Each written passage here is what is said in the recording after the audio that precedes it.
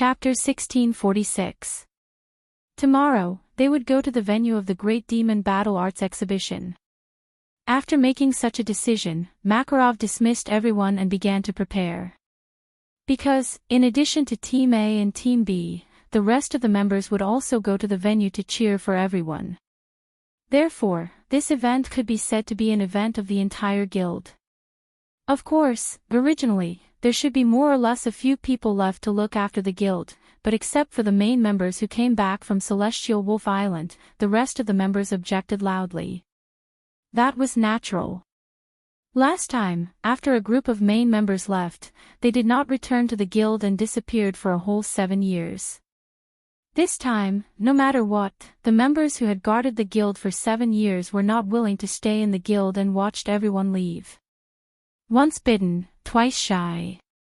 Obviously, there was still some uneasiness in the hearts of those companions, and they were somewhat sensitive to the departure of the main members.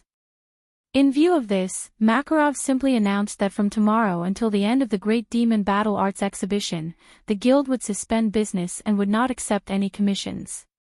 As for the members of the guild, they would all go to the venue of the Great Demon Battle Arts Exhibition to cheer for the contestants.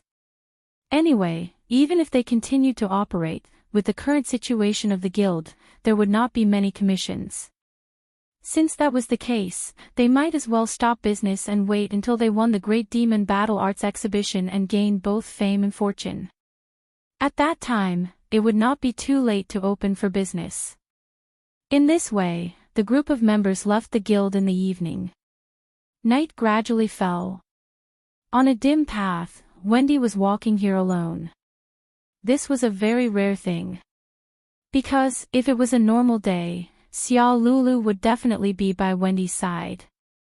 Just like Naz and Hubby were inseparable partners, Wendy and Xiao Lulu were also inseparable best friends. However, today, Wendy sneaked out alone after Xiao Lulu fell asleep. Following the dim path, Wendy came to the riverbank. Phew, standing on the edge of the riverbank, Wendy took a deep breath of the cold air and smiled. Sure enough, the night air is delicious. As a dragon slayer sorcerer, Wendy could recover her mana and stamina by eating substances of the same attribute. For Wendy, who had learned the dragon slayer magic of the sky, air was the best nutrition package. What Wendy liked most was the morning and night air. The morning air was very fresh. For Wendy, that kind of air was equivalent to fresh milk.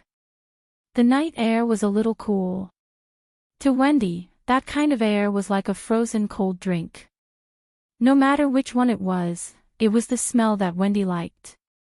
However, Wendy rarely ran out in the middle of the night like this to taste the night air. The main reason was that Wendy was timid to begin with, and Xiao Lulu was overprotective of her.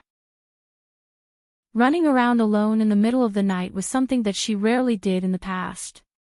But today was special. As she breathed in the cold air, Wendy pressed her chest and muttered softly. I'm still a little uneasy, that was why Wendy ran out alone. Tomorrow, Fairy Tail would go to the venue of the Great Magic Battle Exhibition and compete with various famous guilds from all over the kingdom for the title of number 1. As a member of one of the 2 teams sent out by Fairy Tail, Wendy's heart was still somewhat uneasy. Me, can I do it? It was no wonder that Wendy was so unconfident. Just as Noah thought, not long ago, Wendy was just a novice sorcerer who could use some support magic. It was difficult for her to use many combat magic. Compared to the other members of the guild, she could be said to be the weakest. Although her mana has increased a lot now, compared to me, Brother Elfman, Sister Kana, and the people from Thor Castle, she is definitely more suitable to go on stage. Whether it was Fried, Bikesrow, Ebarglin, or Elfman and Kana from Thor Castle, they were all former first-line members of Fairy Tail. In Fairy Tail, the only people who could definitely surpass these people were those S-rank sorcerers. Apart from the S-rank sorcerers, even the former Naz and Grey found it difficult to say that they could definitely defeat these people. Therefore, compared to Wendy, these people were undoubtedly more suitable to go on stage. Of course, it was said that only those S-rank sorcerers could definitely surpass these people, but Noah was an exception. After all, even if Brother Noah is not an S-rank sorcerer, he is still very powerful. The more Wendy thought about it, the more uneasy she felt. Is it really okay for me to go on stage with such a Brother Noah in the competition? As soon as her voice fell, a somewhat helpless voice sounded behind Wendy. I was wondering what you were doing here alone. So you were thinking about such things. When the familiar voice sounded, Wendy was suddenly startled. However, before she could turn her head, a warm big hand was placed on Wendy's small head and gently stroked it. Really, undoubtedly, you were so confident during the day, but now you're hiding here alone and saying such things. It's really worrying. The familiar voice, the familiar smell, and the familiar way of stroking made Wendy's uneasy heart start to calm down little by little. Brother Noah. Wendy didn't need to turn her head to know who it was. Why are you here? Well, this question. Noah was also standing by the riverbank, stroking Wendy's head while looking around and saying such a sentence. Do you want to hear the truth? Or do you want to hear lies? Truth. Lies? Wendy was startled and looked suspiciously at Noah. Brother Noah also knows how to lie. No, it should be said that if I say that I don't know how to lie, then I'll be suspected, right? Noah laughed and said. Everyone knows how to lie. It's something that can be understood without learning. Almost all humans know how to lie, and I am no exception. It's just that there's no need to, but if there's a need, I'll also lie. But, I know. Wendy tilted her head and revealed a cute smile. Brother Noah has never lied to me. Oh, you. Noah patted Wendy's head lovingly and said. Actually, I was a little worried about your situation, so I wanted to check on you. In the end, I found out that you weren't in the dormitory, but ran out. After joining the fairy tale, Wendy moved into the female dormitory. Therefore, Noah only needed to ask a few of the guild's girls to check on the situation of Wendy's room, and he would immediately know that Wendy was not in the dormitory. After that, Noah began to look for Wendy's whereabouts and found her here. Now, it seems that my worries were not unfounded, Noah said as he looked at Wendy. Hey, Wendy, tell me honestly, are you forcing yourself? Noah was most worried that Wendy was forcing herself. This girl's nature was extremely kind and pure. As long as it was for the guild, even if it was beyond her ability, this petite girl would still stand up and help the guild, right? Noah was worried that Wendy would not disappoint everyone's expectations and hopes. In order to let the guild become the #1 guild in the Fiori Kingdom again, she would disregard her own wishes and force herself to stand up. If you're really forcing yourself, then Wendy, I won't allow you to participate in the competition. Noah said very seriously. I hope that you can be honest with me. Brother Noah, I'm really not forcing myself. Wendy said hurriedly. Then, she hesitated for a moment and said uneasily. I'm just worried that I don't have the ability to fulfill everyone's wishes and not disappoint everyone's expectations. Is that so? Noah's expression softened and he could not help but laugh. Indeed, it's very similar to your worries. Don't make fun of me, Brother Noah, Wendy protested in a small voice, her face pained. I'm really worried that I won't be able to do it. Noah muttered to himself. Chapter 1647. Noah finally understood the uneasiness in Wendy's heart. To put it simply, Wendy was not confident in her own strength. The Great Magic Battle Exhibition was a battle between the major guilds in the entire Fiori Kingdom. All kinds of magic shooters would appear. Among them, there were definitely some who were stronger than Alusha, Mira, and even Laxus. For example, Dulla of the Lamia scale had risen to 5th place in the 10 Great Saint Magi in 7 years. Her ranking was even higher than Makarov's. In the face of such an opponent, apart from Noah, even Naz, that thick-skinned guy, wouldn't dare to say that he could win, right? Since that was the case, Wendy, who could only use some support magic not long ago, was even more so. Moreover, in the guild, there were people who were stronger than Wendy. It was no wonder that this little girl felt uneasy about participating in the competition. At that moment, Noah turned around and knelt in front of Wendy. He continued to stroke Wendy's head and said, "Then, let me evaluate Wendy's current strength." Wendy's body immediately tensed up. She looked at Noah and nodded with an uneasy expression on her face. Noah acted as if he did not see the uneasiness on Wendy's young and cute face and began to evaluate her. "In terms of magic power alone, you've improved a lot compared to before. It's enough to catch up with Naz and Gray when they participated in the S-rank magic shooter promotion exam. With such magic power, I believe that you can use many of the Sky Element Dragon Slayer magic that you've learned, right?" Wendy nodded heavily and confirmed Noah's guess. In fact, with Wendy's current magic, she could even use the Dragon Slayer magic. From this, it could be seen how much Wendy's magic had grown. Of course, if it's just high magic power, it doesn't mean anything. However, the Dragon Slayer magic that you've learned is a lost magic that originated from ancient times. It's extremely powerful. In addition, it also has healing and enhancement effects. It's obvious that it can't be weak, Noah said confidently. Then, the only thing that you're not qualified for now is that you haven't experienced enough actual combat.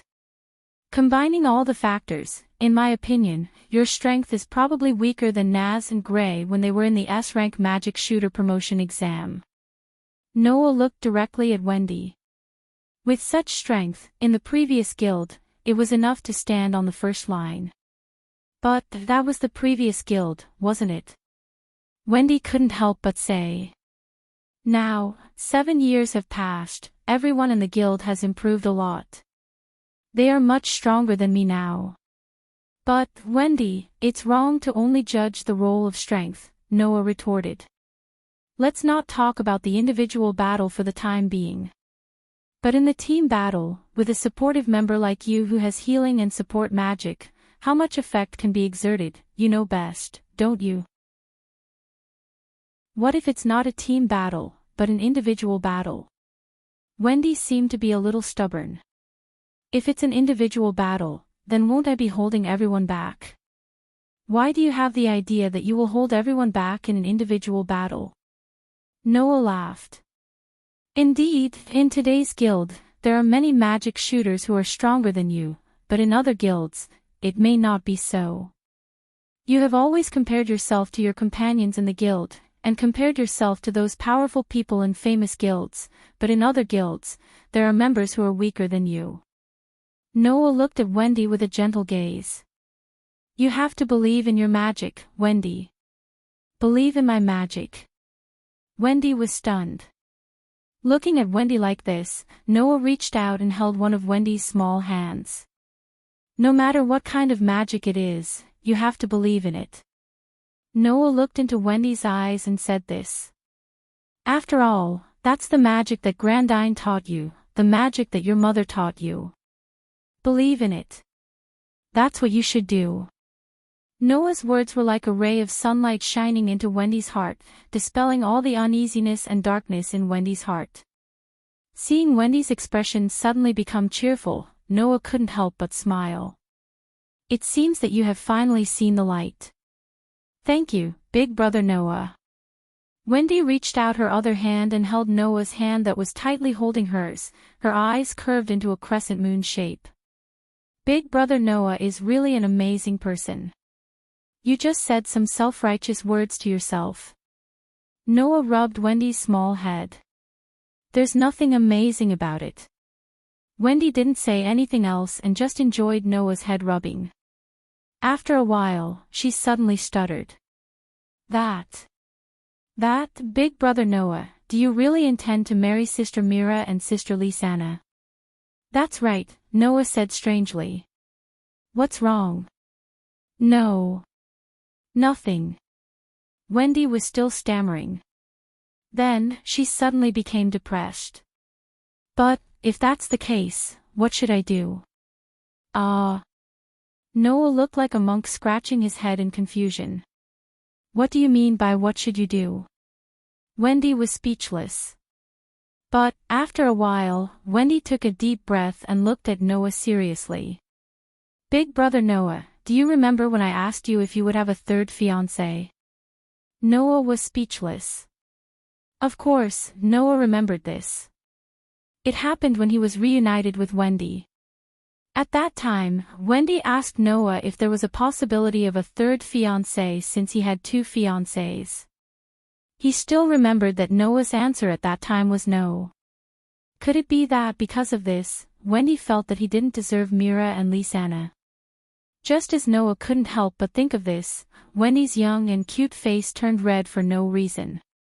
In the next second, Wendy shouted as if she had thrown caution to the wind. Big brother Noah. Noah, who was letting his imagination run wild, was startled by the sudden shout. He couldn't help but take a few steps back and raise his voice nervously. What? What's wrong? I.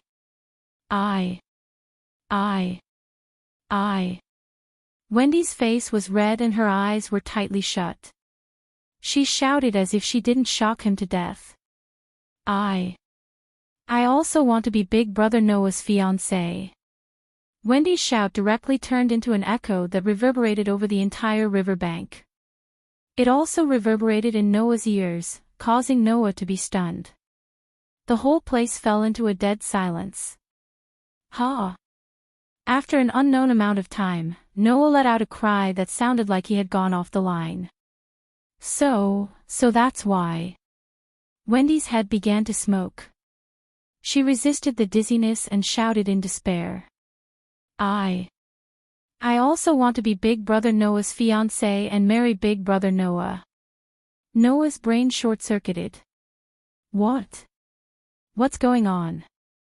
How did this happen all of a sudden? Could it be that there was a mistake somewhere? At this moment, Noah suddenly had a feeling that the world was playing a joke on him. Looking at Noah's stiff expression, the red on Wendy's face began to fade and tears began to accumulate in her eyes. Can't I? Looking at Wendy who was about to cry, Noah's heart was filled with an extremely strong sense of guilt. Driven by the sense of guilt, Noah almost subconsciously opened his mouth. But you're still young, at least wait until you grow up. After saying that, Noah came to his senses. He even had the urge to die. On the contrary, Wendy's pair of eyes bloomed with unprecedented vigor and her beautiful face became red again. Then it settled. Wendy said extremely shyly. When I grow up, Big Brother Noah must marry me as his fiancé, you can't lie to me. Leaving this sentence, Wendy finally couldn't help but be shy. She turned her head and directly ran out of sight. Noah could only stare blankly at the direction Wendy ran in and didn't react for a long time. Chapter 1648. In the end, after parting with Wendy, Noah returned to the guild without any memory of it and returned to his room. Lying on the bed, Noah recalled Wendy's blushing face and could not help but laugh bitterly. Just kidding. Looks like it's not like that, or rather, in Noah's memory, Wendy was not a child who would make such a joke. It's just pure longing. It's not like that either. When a child told an adult that he must marry her as his bride when he grew up, anyone would think that it was just a child's talk. Unfortunately, Wendy was no longer a child of that age. Compared to Noah, Wendy was younger, but not by much. After all, Noah was only about to turn 20, while Wendy was about to turn 15.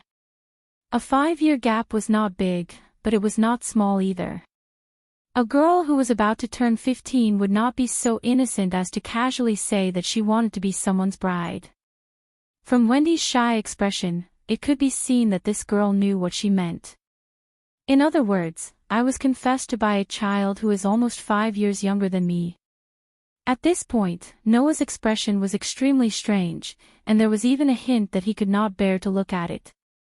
The worst thing is that I said those words. At that time, Noah still remembered that this was how he responded to Wendy's confession. At least wait until you grow up. Thinking of this, Noah could not help but want to cover his face. I feel so ashamed that I want to die. As soon as he finished speaking, Noah felt an extremely intense gaze on him, causing his body to stiffen. He slowly turned his head and looked at the side of the bed. He saw that at the side of the bed, there were two petite girls with silvery white hair that was as soft as the moonlight.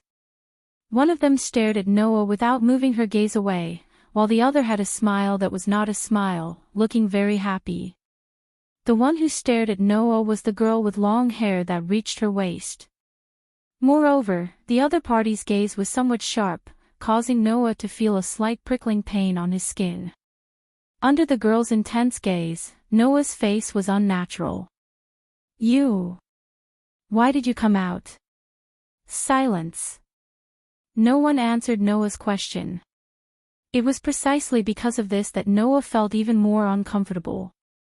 After a while, Athena showed a carefree smile. Since ancient times, it has always been the privilege of pure young girls to offer their longing and love to heroes. From this point of view, my fated one, you have the potential to become a hero. In one sentence, Noah completely understood. The two elf girls clearly saw what had just happened. The corners of Noah's mouth twitched.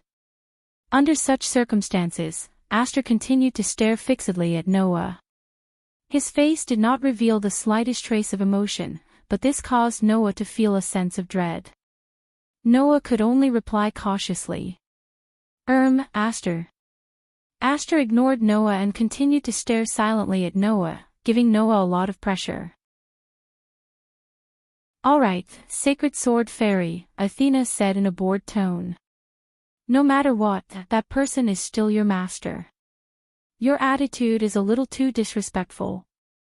I don't need you to remind me, Divine Sword Fairy, Aster finally spoke, but although his voice was unusually sweet, there was a hint of boldness. I am Master's sword. Everything will go according to Master's wishes. At this point, Aster stared at Noah again. Undoubtedly, I also have the right to become Master's possession. When he said this, Aster's voice began to carry some emotion. Thus, Noah understood. Aster, you're at odds. Obviously, the matter of Wendy wanting to become Noah's bride had caused this jealous elf girl to explode. Undoubtedly, when Mira and Lisanna were together, they did not display such feelings. Why was it different when it came to Wendy? Also, when it came to existences like Lestia and Pest, Aster would also display an unusual competitive mentality. On the other hand, Aster did not care about characters like Luo Hao at all. What kind of logic was this? Could it be that Ace had a habit of only looking at girls who were about the same age as him? Noah was speechless and could only ask. What's the matter with possession? Didn't that dragon girl say that she wanted to become Master's bride? Aster said as if it was a matter of fact. According to my memory, in human customs, that means that a woman wants to become a man's possession. Is that wrong? No, although there are some parts that are not wrong, there are some that are ridiculously wrong, Noah ridiculed. Furthermore, Aster, didn't you become my possession long ago? Aster immediately went silent. After a while, Aster expressionlessly spoke. I forgot. Noah's body lost all strength and he collapsed on the bed, unable to get up again. On the other hand, Aster seemed to have only just recalled this matter and his expression suddenly became cheerful. Right, I'm already Master's possession. Therefore, even if that dragon girl wants to become Master's possession, she can only be beneath me. Noah really wanted to tell Aster that the two of them were not the same. However, when he saw Aster's mysterious eyes surging with excitement, Noah decided to keep his mouth shut and let Aster's imagination run wild. Athena pouted at Noah's reaction. You've really been working hard. Lying on the bed, Noah couldn't help but sigh. Who could he blame for this? Athena had been looking at Noah's direction, her cold and bewitching snake-like eyes flickered. Seems like you've sorted out your emotions. Noah raised an eyebrow at the words that came out of nowhere. Then, he understood what was going on. I see, so this is the reason why you two didn't come out all this time. Ever since they came out from the world between and entered this world, Ashtar and Athena hadn't transformed into human form for 2 whole months. If Noah didn't take the initiative to talk to them, they wouldn't even talk to Noah.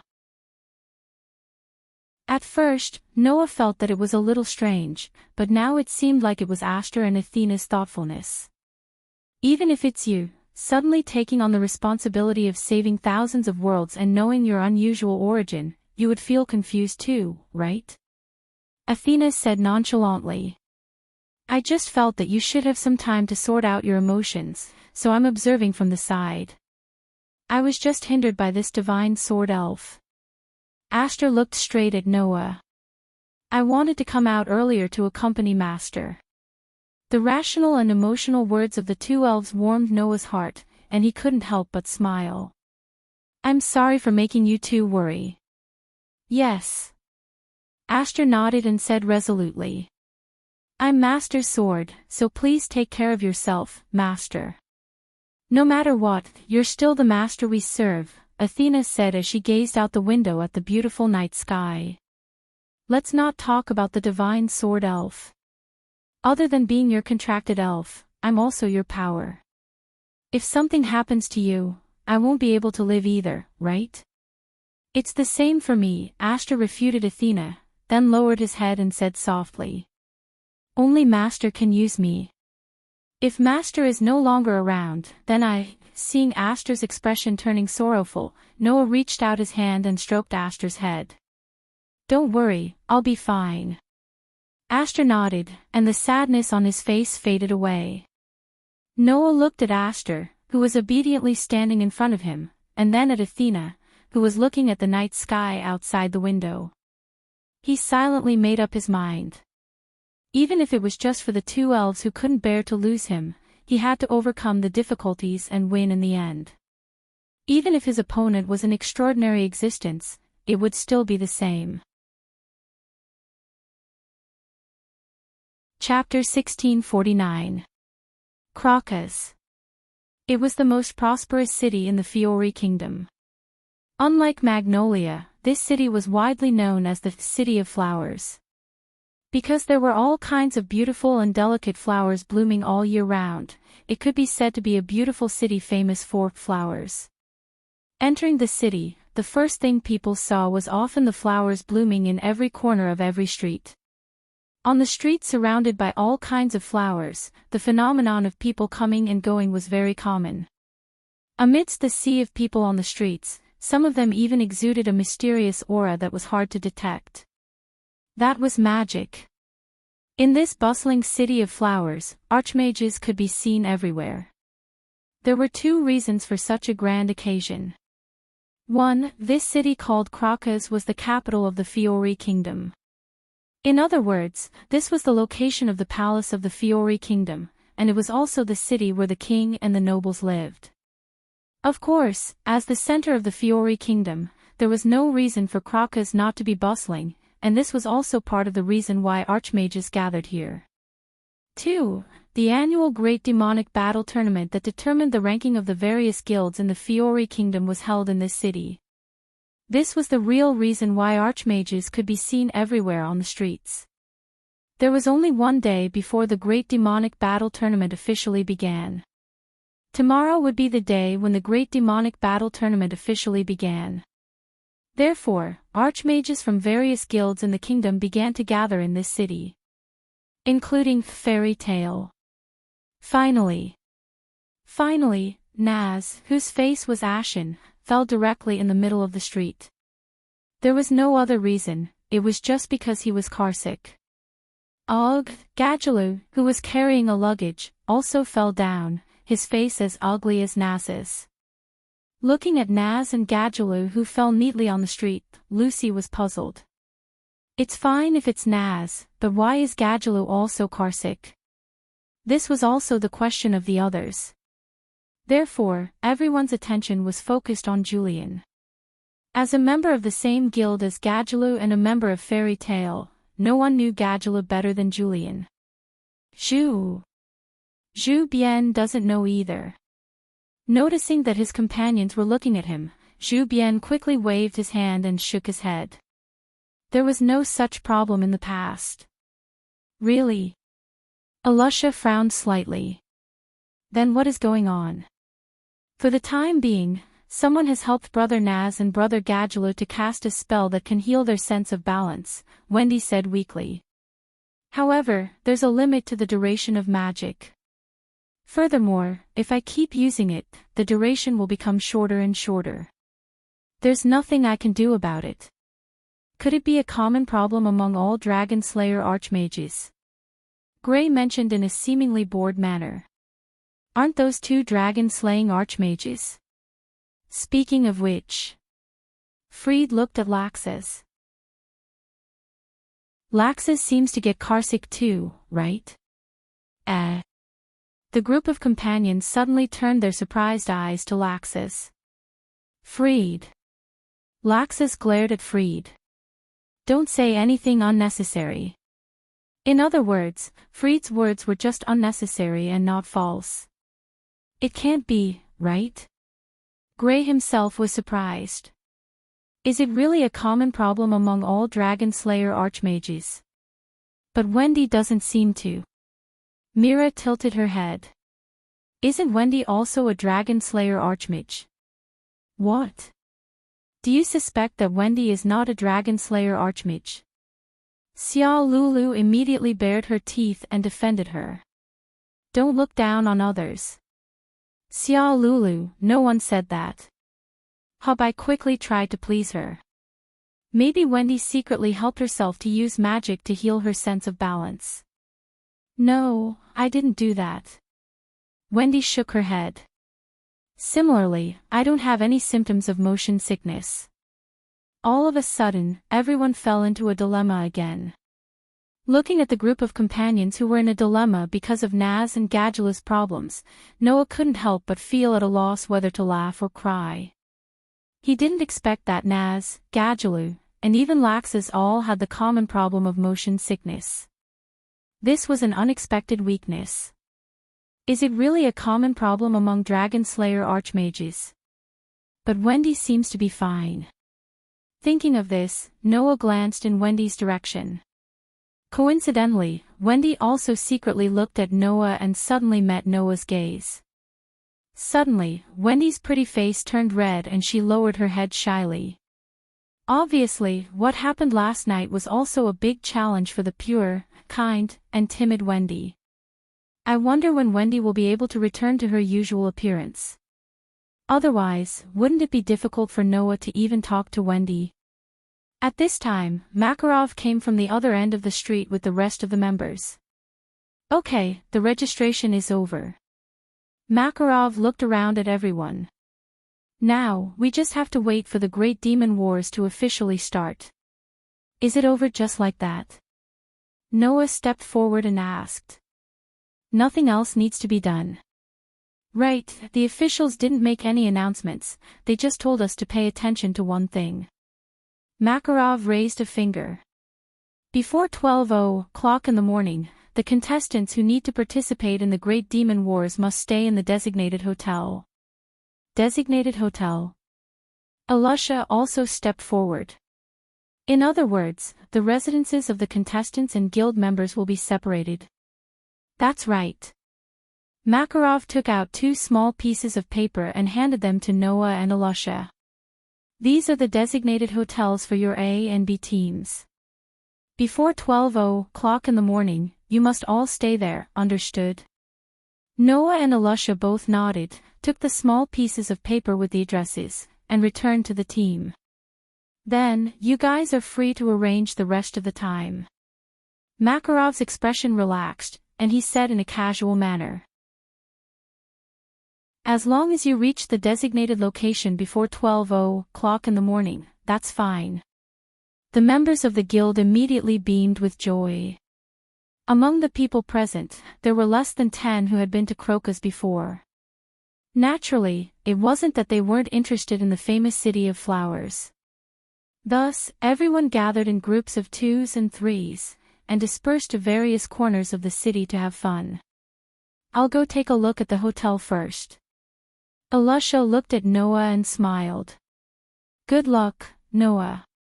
You too. Noah returned a smile. Don't get into trouble. Don't worry.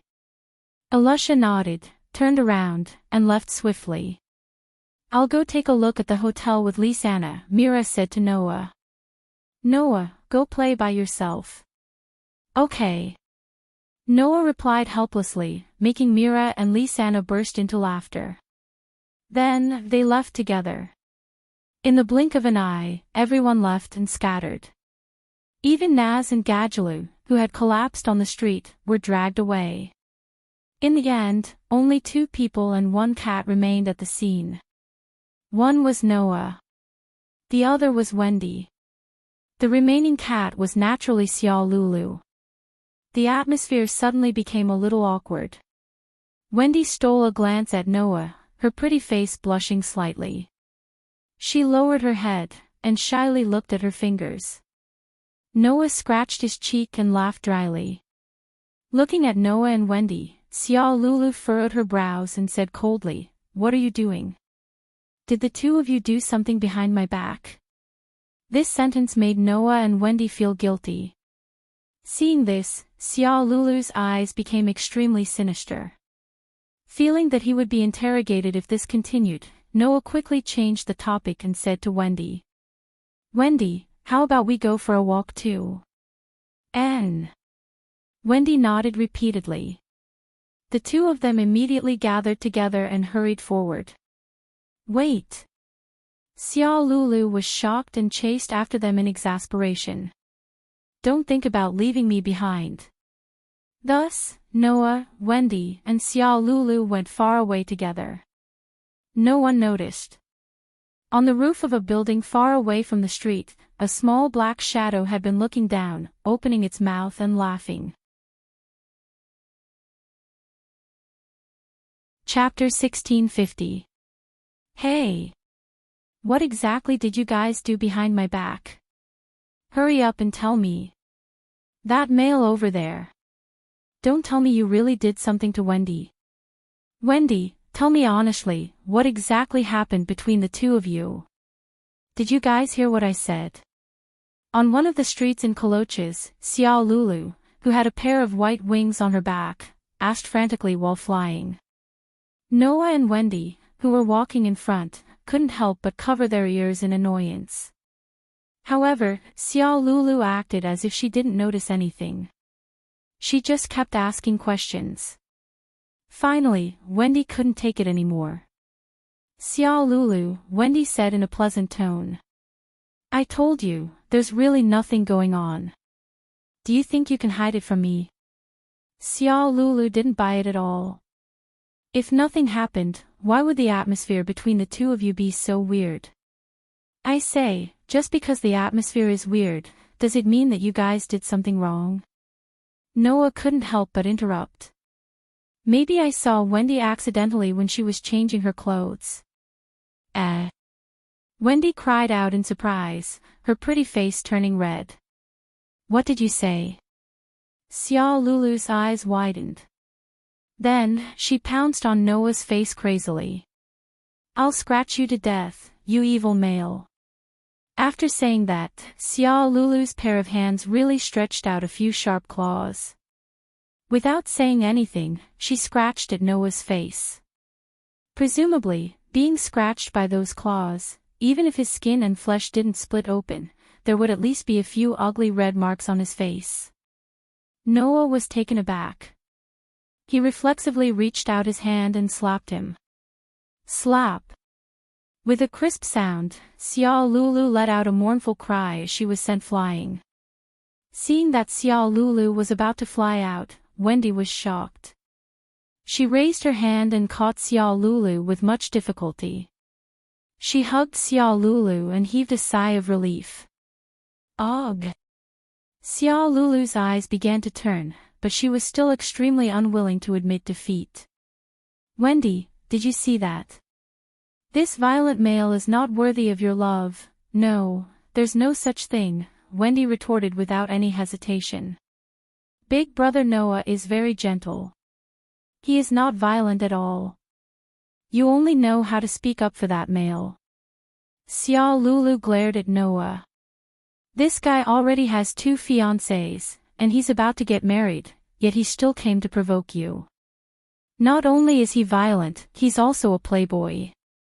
You can't say that about Big Brother Noah, Xiao Lulu, Wendy said angrily. Although Big Brother Noah is indeed a bit of a playboy, if he wasn't, wouldn't I have no chance? Ah. The corner of Noah's eyes twitched. He was speechless. Ah. Wendy seemed to have just realized what she had said. She blushed and became flustered. I didn't mean that. I'm just glad that Big Brother Noah is a playboy. No, I'm not glad that Big Brother Noah is a playboy. Even if Big Brother Noah is a playboy, I don't mind at all. No, it's not like that either. Noah only felt that his chest was pierced by a few arrows, causing his heart to ache. He hurriedly stopped Wendy from continuing. All right, you don't have to say any more. I understand what you mean. Is that so? Wendy heaved a huge sigh of relief and patted her chest. That's good. Idiot. Xiao Lulu said in exasperation. If you continue like this, you'll be eaten up by that guy sooner or later. No. There's no such thing, Wendy retorted weakly. Just like this, Wendy hugged Xiao Lulu, and the two directly entered the stage of quarreling. Noah, who felt that he had been forgotten, could only touch his nose resentfully, but he didn't dare to say anything more. After all, Noah was originally in a disadvantageous position on this topic, and there were 2 brides who were about to be married. No matter how he explained, it would be useless, right? Noah simply lowered his presence and let Wendy and Xiao Lulu quarrel. He laughed and shook his head as he followed behind the person and the cat, and continued to walk. It was also at this moment that Noah suddenly felt something. He felt a strong sense of malice. Noah's eyes suddenly froze, and his footsteps became sluggish. He turned his head abruptly and looked to the side. There was a small alley there. Even in the day, the alley was very dark. However, Noah clearly saw a small black shadow darting into the alley and disappearing without a trace. Wendy, who was quarreling with Xiao Lulu, felt Noah's abnormality. She turned her head and looked at Noah strangely. Brother Noah. What's wrong? Nothing. Noah stared at the dark alley, not looking at Wendy, and said directly to Wendy. Sorry, Wendy, I'll leave first. If you don't have anything else to do, remember to go back to the hotel directly. Also, don't wander around where there's no one, okay? Wendy, who didn't know what happened, was confused, but she still realized something from Noah's expression, and nodded obediently. I know, Brother Noah, I'll go back to the hotel directly. Good girl. Noah patted Wendy's head. Then, he suddenly started running and rushed into a dark alley at the side. Seeing Noah disappear into the alley, Wendy lowered her head and said to Xiao Lulu in her arms. Then, Xiao Lulu, let's go back directly. You really listened to that male. Xiao Lulu muttered with some dissatisfaction, but didn't object. Although she was unhappy that Wendy kept circling around Noah, but Xiao Lulu's intention was for Wendy's good. And just now, Noah obviously noticed something. If Wendy continued to stay here, there was no benefit. So, even if Xiao Lulu was unhappy, she wouldn't object. So, Wendy and Xiao Lulu walked towards the hotel. On the other side, Noah was moving at an extraordinary speed in the dark alley. Although the ability points were left in between worlds to upgrade, allowing Noah's physical ability to return to the state when he didn't have any ability points, Noah had trained in the deep mountains for a few years. During those years, Noah mainly trained in magic, and didn't train his physical ability much. But even so, he was still much stronger than the average person. If the strengthening of the protozoan virus hadn't been absorbed by the authority, I should be even stronger now. Noah stared ahead. But anyway, there's magic to strengthen it, so there's no difference. Just as Noah was about to use magic to strengthen his legs and rush forward to see if he could catch up to something, another presence suddenly approached him.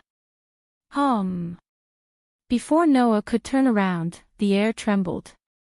Immediately, pieces of human-shaped paper suddenly descended from the air and lined up neatly.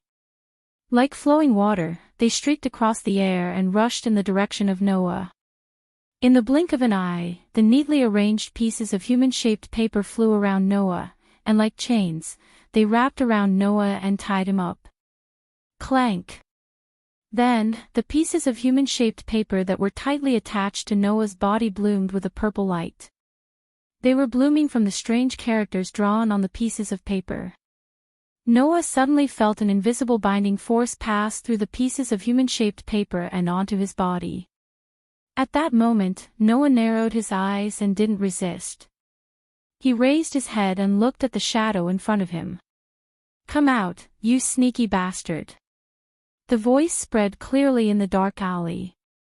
Then, a sinister laugh sounded. As expected of the next president of Fairy Tale, you can still be so calm in this situation. No wonder that old guy Makarov took you in as his adopted grandson. Accompanied by such a sinister laugh, a man slowly walked out from the shadow in front of him. A man in his 30s or 40s, with a black crew cut and an extremely thick black beard.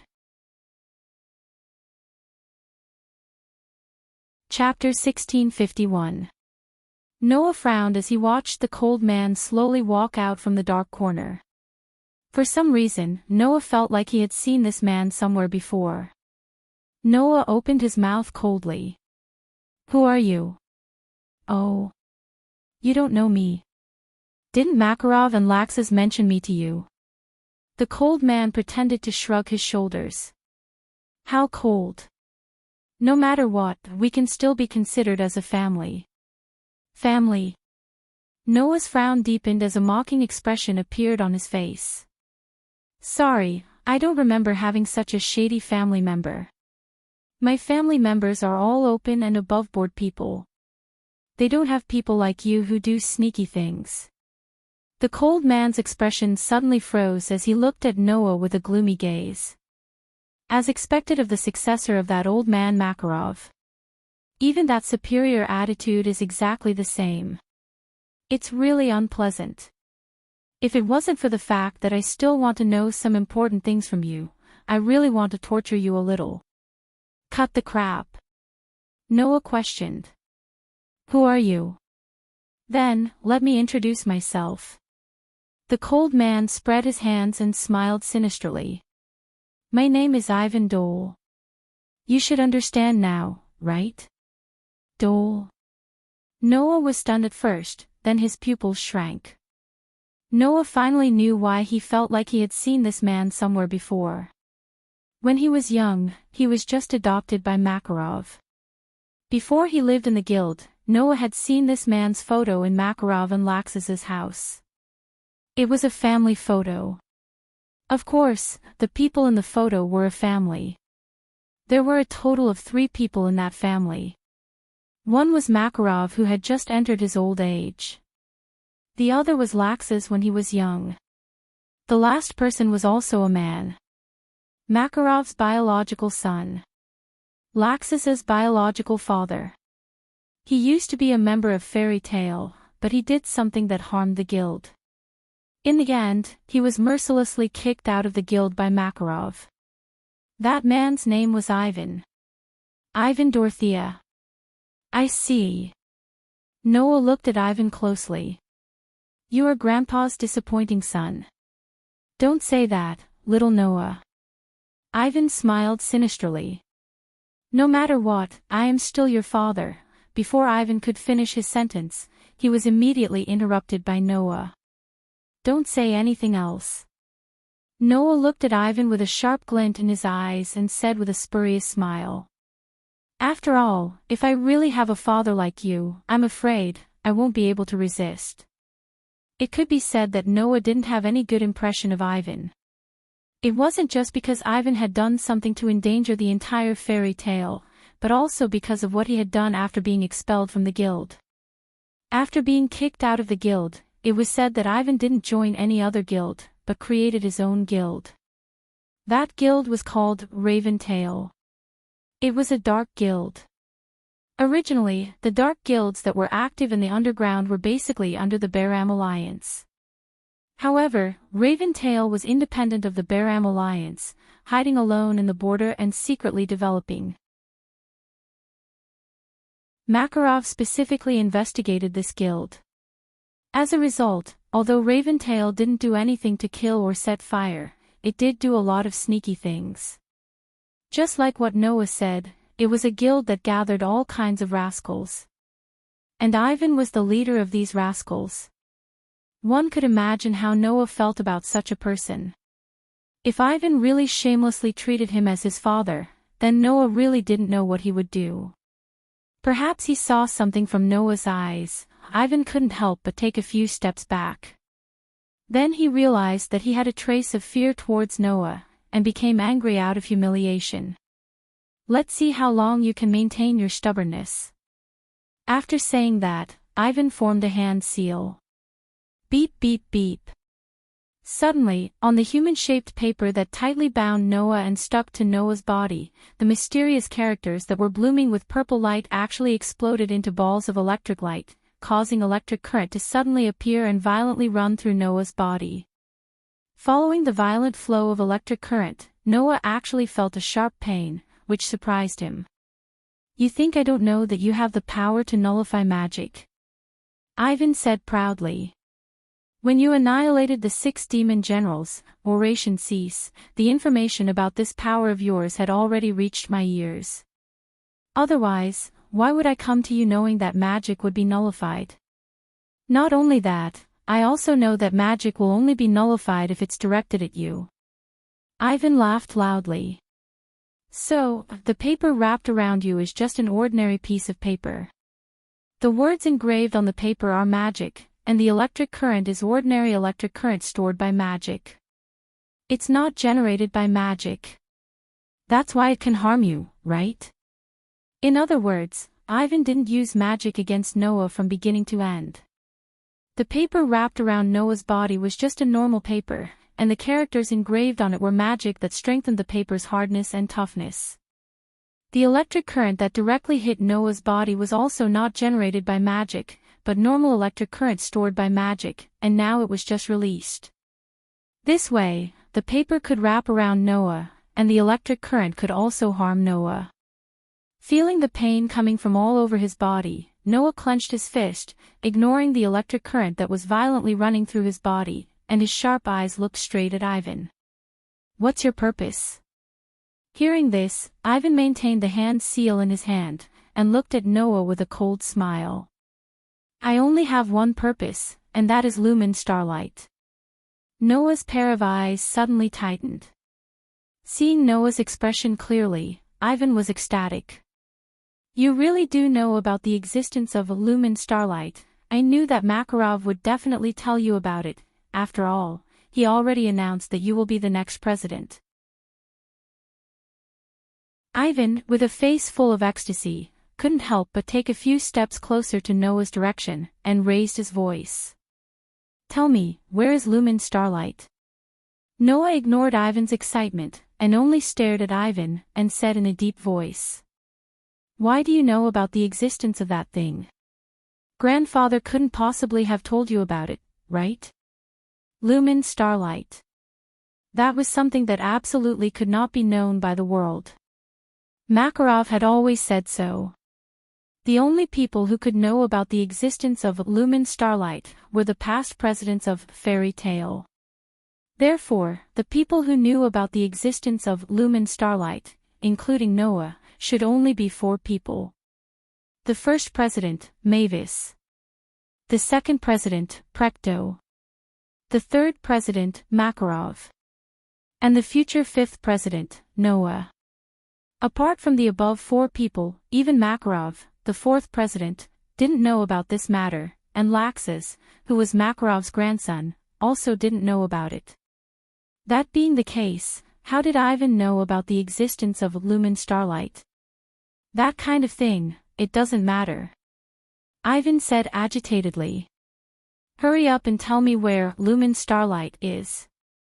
Seeing that Ivan's emotions were starting to lose control, Noah narrowed his eyes, and his voice became emotionless. It seems that there is no way to get more information. Ivan suddenly froze. At this time, Noah's whole body shook. Pang! The paper wrapped around Noah's body and the electricity in the explosion all suddenly exploded. Chapter 1652. Bang! Amidst the loud explosion, the paper wrapped around Noah's body and the electric current on Noah's body exploded, creating a strong gust of wind that blew towards the surroundings. Dong! Ivan didn't even have time to react. His entire body was viciously slammed into by the sudden shockwave. With a heavy muffled thud, he flew backwards and slammed heavily into a wall. The double impact from the front and the back directly caused Ivan to spit out all the air in his chest. The vision in front of him was distorted, and he was extremely dizzy. Then, Ivan heard this sentence. What's wrong? Is this all you're left with after being defeated by your little tricks? Ivan raised his head with difficulty and looked ahead. There, Noah was pulling off a piece of paper in the shape of a human that was draped over his shoulder. He looked at Ivan with an extremely calm gaze. However, it was that incomparably calm gaze that caused Ivan's entire face to stiffen. It was only then that Ivan realized. On Noah's body, streaks of electric wiring were fading away bit by bit. Indeed, if you don't use magic directly against me, your little tricks can still be of some use against me. Noah patted the dust off his body and glanced at Ivan. But, at best, it can only be of some use. When will you be able to produce magic that can be of use against me? Ivan's expression changed drastically. At this moment, Ivan recalled a very important matter. That was, even if the power of magic immunity was excluded, the man in front of him was still one of the top magic shooters in Fairy Tale, and even stood at the peak. According to the information that Ivan knew, the man in front of him had many achievements. He killed Joseph, who was once one of the top 10 Saint Magic shooters and was on the same level as Makarov. He defeated Jalal, who was also one of the top 10 Saint Magic shooters and sneaked into the old council in the form of a consciousness. With the power of one person, he annihilated the entire 6 demon generals, Oration Cease. Even Laxus had lost to Noah more than once. Alusha and Mira both claimed that they were no match for him. Kildas claimed that he no longer had the confidence to defeat him. Even Hades, who was closest to the abyss of the demonic path and had comprehended the true meaning of darkness, had been killed by Noah. Not only did the man in front of him have the power to nullify magic, he was also a monster. The fact that magic was effective against him was only because they had the qualifications to make him attack. It was not a reason that they could guarantee victory. You don't even understand such a simple thing, and you dare to make a vow in front of me? Noah looked down at Ivan, who was paralyzed on the ground, and mocked. How did Grandpa give birth to such a stupid guy like you? You! Ivan's face twisted. Since you took the initiative to come to me, don't blame me for being rude, Noah said indifferently. Where did you get the information about Lumen Starlight? I will ask you myself. Saying such a sentence, Noah's eyes became a little dangerous. No matter what method I use. Wait. Wait. Ivan hurriedly raised his hand and shouted loudly. I am Makarov's son, Laxus's father, you can't treat me like this. Is that so? Noah looked at Ivan with a somewhat pitiful gaze. If that's the case, let me tie you up in front of Grandpa and Laxus.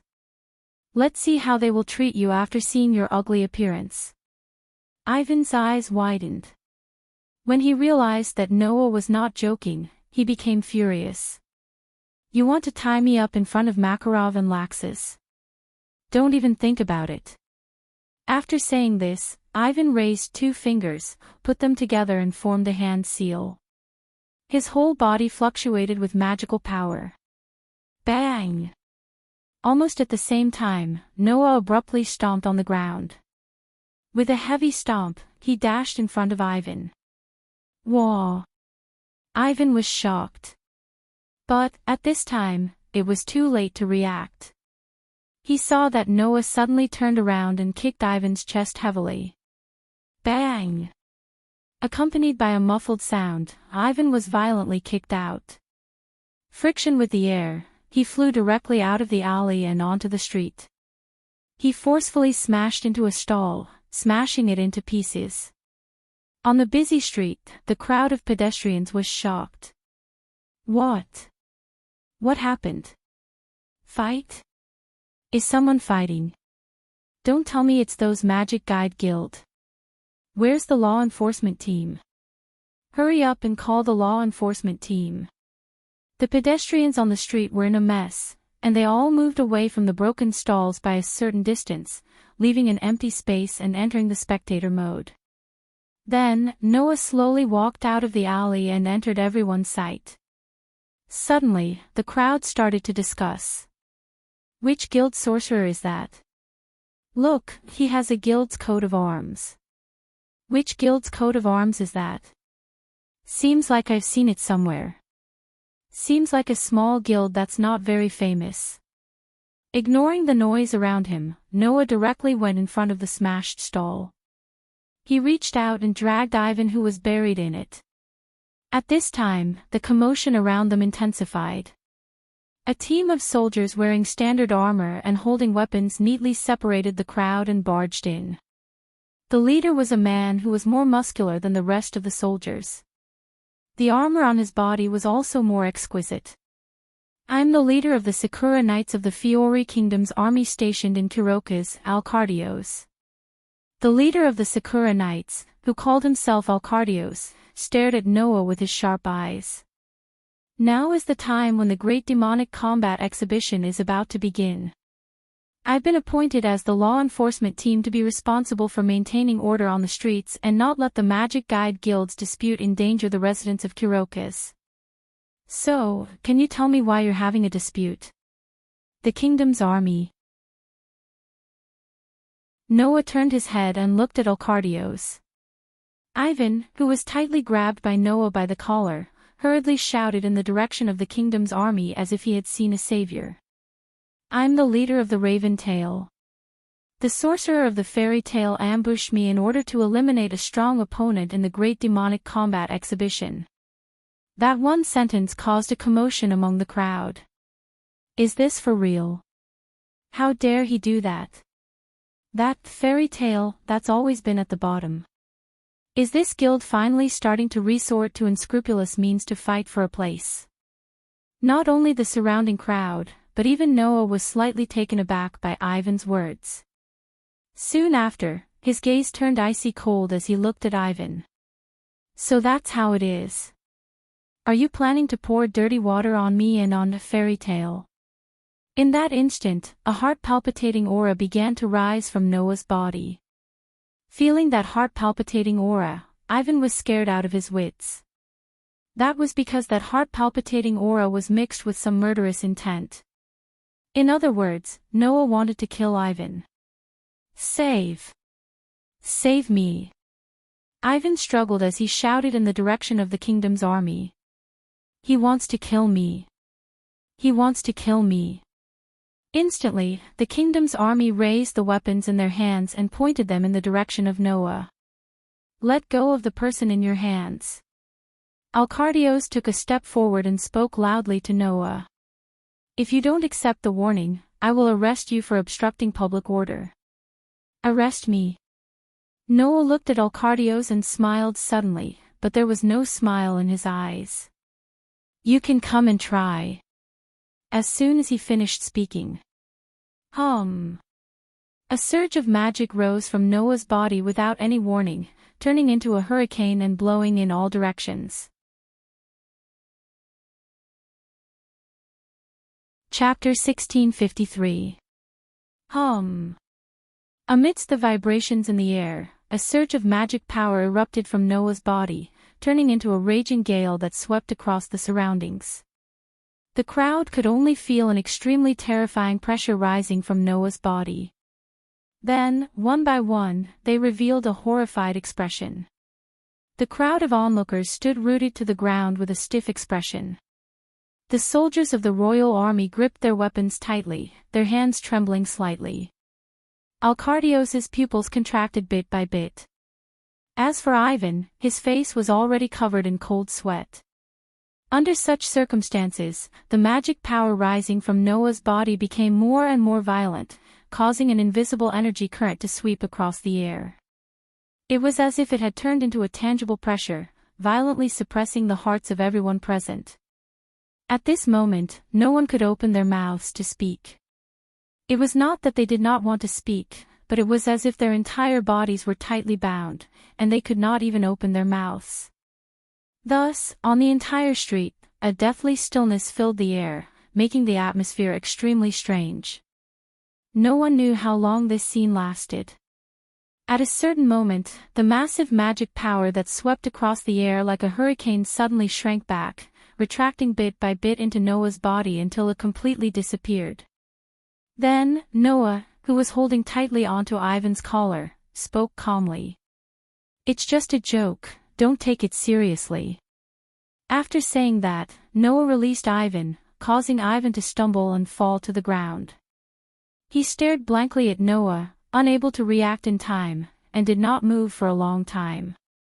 On the other hand, the surrounding crowd seemed to have relaxed as they heaved a huge sigh of relief and panted softly. It was only then that the crowd realized. It turned out that just now, everyone present had subconsciously held their breaths. Captain Alcardios, right? Noah acted as if nothing had happened, and asked as if he was talking to himself. Just now, this little person said that Fairy Tale wanted to exclude Raven Tail, who was a strong opponent in the Great Devil Battle exhibition. That is to say, Raven Tail also participated in the Great Devil Battle exhibition, right? I'm not sure, the registration is not over yet. Alcardios was silent for a moment, and then replied in a deep voice. So, the list of participants should not have been submitted to the organizers yet. That's not important. Noah looked at Alcardios. What's important is that Raven Tail is undoubtedly a dark guild, but can participate in the Great Demonic Combat Arts competition. What's going on? Noah's words caused the crowd of onlookers around them. Dark guild. Is that Raven Tail a dark guild? Seems like I've heard of it. It can't.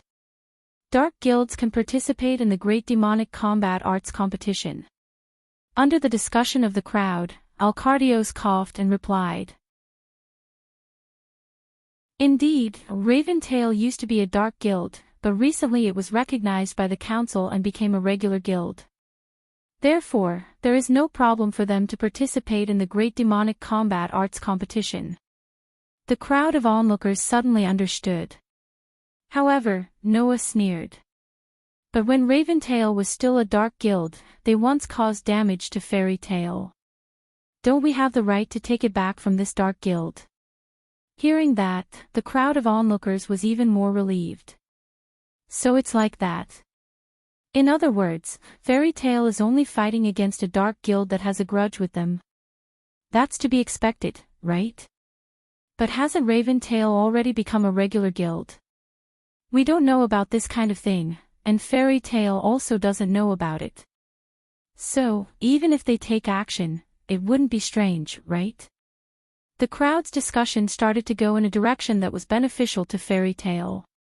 That was natural. After all, even if Fairy Tail was at the bottom of the list, it was still a proper guild. Even if it had many problems, it had never done anything that would harm the public. On the other hand, even though Raventail kept a low profile, it was still a dark guild. Therefore, it was already clear which side the crowd would stand on. Undoubtedly, it was a matter of no avail. Ivan cursed in his heart, and then shouted at the people around him. "Oh no! Everyone! Everyone, don't listen to this guy. We have never done anything to Fairy Tale." "Is that so?" Noah glanced at Ivan. "Those in the know that you, Ivan Doria, were once a member of Fairy Tale, but because you did something that harmed our guild, you were expelled from the guild by our guild leader. Do you want to deny this matter?" Ivan was speechless. Seeing Ivan like this, the surrounding crowd started to discuss in low voices. "Seems like it's true. In the end, he is still a member of a dark guild. Sure enough, his actions are not clean." All of a sudden, Ivan became the target of public criticism. He was being pointed at by the surrounding residents of Crocus, and his expression was as ugly as it could get. "Guild leader Alcardios, I don't think I need to explain the reason why we had a conflict, right?" Noah shrugged. "What Fairy Tale wants to eliminate a strong opponent in the Great Demon Combat Arts Exhibition competition. It's just this villain who is spreading rumors and causing trouble." You are lying." Ivan's face turned red. "Everyone, don't be fooled by him. I am the victim. He really wanted to kill me just now." "You are right, I really want to kill you." Noah's mouth slowly curved into a cold arc. "I have no mercy for you who has designs on our guild. If there is a chance, I will definitely kill you." The resolute words made Ivan's body tremble, and finally, he shrank back. At this moment, there was only one emotion in Ivan's heart. And that was regret. He regretted that when he knew that Noah was the next guild leader of Fairy Tale, he couldn't help but immediately find trouble with him. However, how could this be blamed on Ivan? The allure of lumen, starlight, was simply too great for the average person. Possessing the lumen starlight was equivalent to possessing everything. Using magic that would never be exhausted, whether it was providing magic as a source of energy, selling it, creating great wealth, or developing magic weapons that required a large amount of magic, invading and occupying the continent's territory, and creating great power, it was all within reach. Ivan was not a saint, but a guy whose desire was higher than ordinary people. Knowing that there was such a thing in Fairy Tale, how could he not have designs on it? It could only be said that greed clouded Ivan's mind, so Ivan didn't notice how difficult it was to deal with Noah. Now, the situation has become very unfavorable for Ivan. Understanding this, Ivan gritted his teeth, turned around, directly pushed through the crowd, and left dejectedly. Ivan didn't notice this. Behind him, Noah was staring at his back, his eyes flashing. And Noah also didn't notice this. Behind him, Alcadios was also staring at his back, and there was a thoughtful look in his eyes. In the surrounding crowd, there was another person watching this scene. Looking at Noah standing in the middle of the crowd, a girl holding a katana tightened her grip on the weapon in her hand and whispered softly. "Is he Noah Dole?" asked Joshua.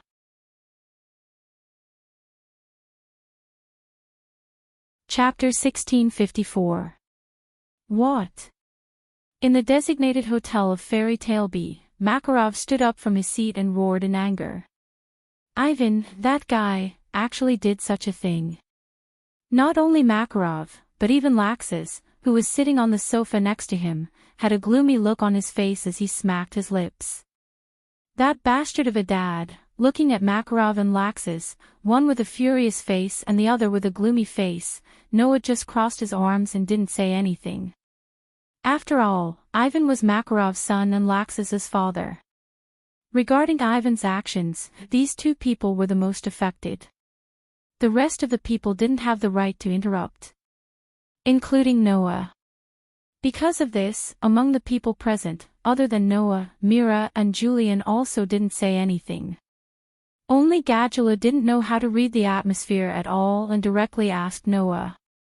But why would the guild leader of Raventail look for trouble with you? Don't tell me it's just to find fault with Fairy Tale. Hearing this, everyone present cast their eyes on Noah. It was no wonder that everyone had this question. After returning to the hotel, although Noah told them that Ivan was looking for trouble with him, he didn't tell them the reason why Ivan was looking for trouble with him. Because it already involved the matter of Lumen Starlight, so it couldn't be said casually. Therefore, Noah just looked at Makarov and sighed. Ivan is because of the thing in the basement. With one sentence, Makarov's face completely changed. The thing in the basement. The rest of the people were confused and could only look at each other. That guy. Makarov's face was uncertain. How did he know about the existence of that thing? I don't know. Noah shook his head. I can only think of one possibility, that is, someone else told him. That can't be. Makarov subconsciously wanted to refute, but then he thought of something. His face sank and he clenched his fist. Precto. Noah nodded and let Makarov close his eyes. That's right. How did Ivan know about the existence of Lumen Starlight? It could only be Precto, that is, Hades, told him. The only people who knew about the existence of Lumen Starlight were Noah, Mavis, Hades, and Makarov.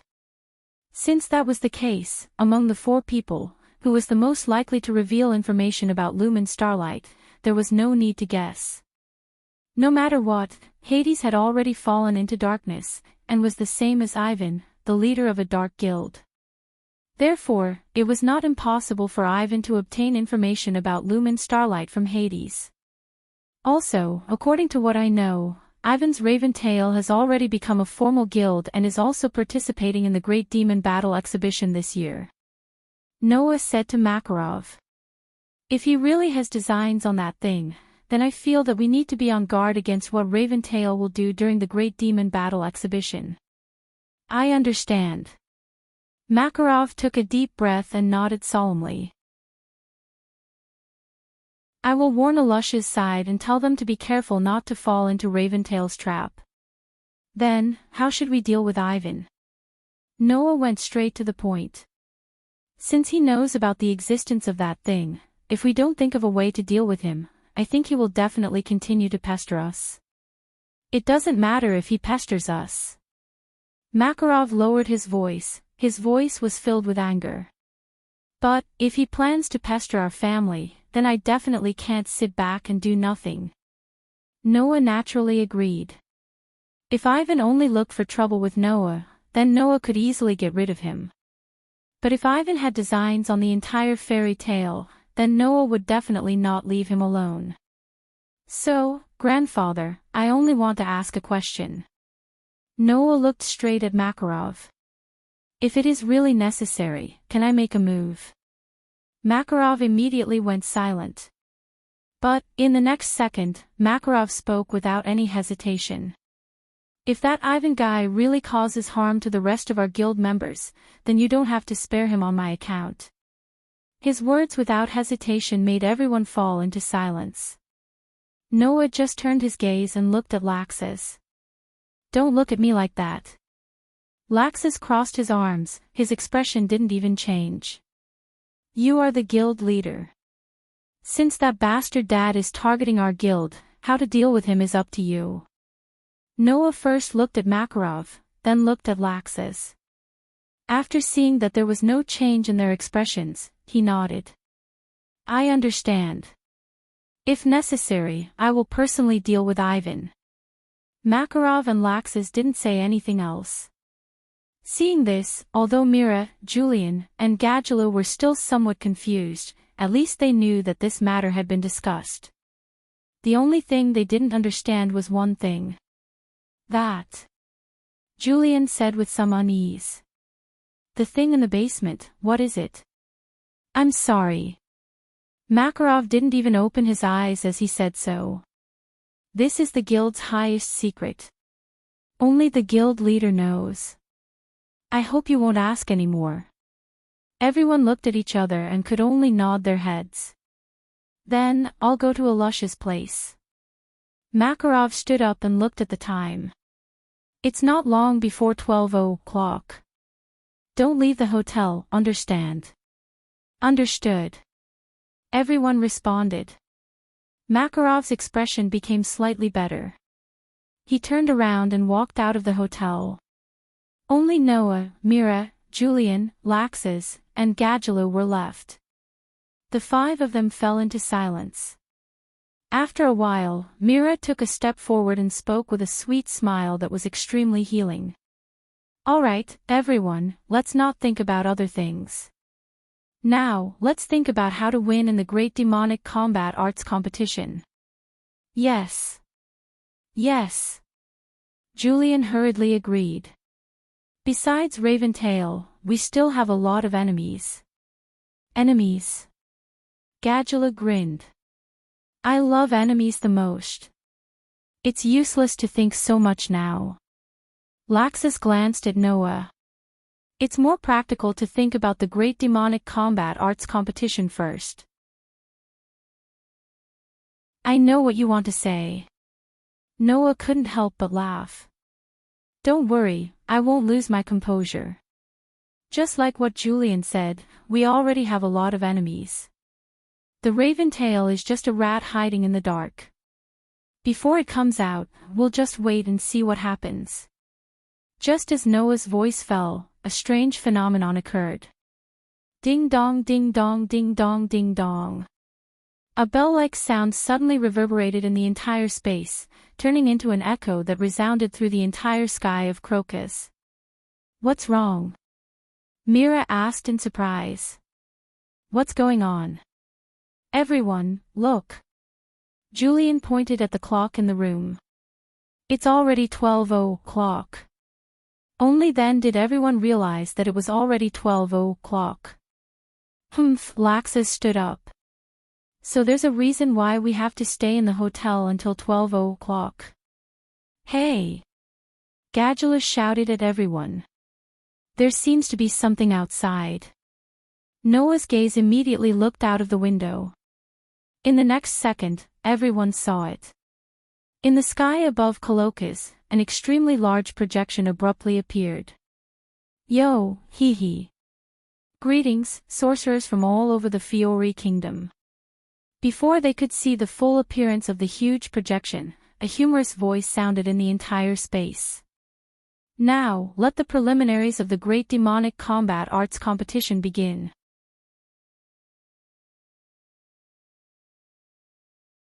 Chapter 1655. Qualifiers. The loud voice from the sky stunned Noah, Mira, Julian, Laxus, and Gadgelu. Qualifiers. There were qualifiers for the Great Demon fights. Why hadn't they heard of it before? It wasn't just Noah's group. At this moment, all the contestants in the various hotels in Colocus had the same question. This was because in the previous Great Demon fights, there had been no qualifiers. It had always been an official competition. Teams from various guilds from all over the Fiori Kingdom would compete directly in the venue of the Great Demon fights. Teams would be eliminated according to the outcome of the competition. The guild that remained would be the #1 guild in the Fiori Kingdom. The previous Great Demon fights had always been like this. There was no such thing as a qualifier. This naturally caused the contestants from the various guilds to be puzzled. Amidst such doubts, Noah went to the balcony and raised his head to look at the sky. There was a huge three-dimensional image there. It was the image of a short person wearing a gorgeous clown costume with a huge pumpkin head on his head. This person was probably the referee of the Great Demon fights. Under Noah's gaze, the pumpkin image used a humorous tone and exaggerated actions to explain to everyone in Colocus. I know everyone must have a lot of doubts, but this can't be helped. There are too many teams participating in the Great Demon fights this year. There are a total of 113 teams. If so many teams were to be squeezed together and compete, it would be difficult to arrange. Therefore, the conference has decided to hold a qualifier this year to eliminate the excess teams. In the end, only 8 teams will be left for the competition. 8 teams. Laxus's lips curled up slightly. In other words, teams that can't even pass the qualifiers can't even participate in the official competition, let alone obtain a ranking. It seems like it will be very intense, Julian said uneasily. I really hope we won't have to face so many guilds at once in the qualifiers. Hee hee. Gadgelu raised his fingers and a terrifying smile appeared on his face. Isn't it quite interesting? But wouldn't 113 teams be too many? Mira tilted her head and asked doubtfully. Are there so many guilds in the Fiori Kingdom? Probably because many guilds are like us and have noticed that the rules don't prohibit multiple teams from participating. Noah narrowed his eyes. So, many of the 113 teams are probably from the same guild. Everyone was enlightened. At this moment, the huge pumpkin image in the sky began to move again. Then, let's introduce the contents of the preliminaries to everyone. The pumpkin projection giggled. The rules are actually very simple. All the contestants will have to participate in the competition race. After saying that, the pumpkin projection pointed in a certain direction. The great demons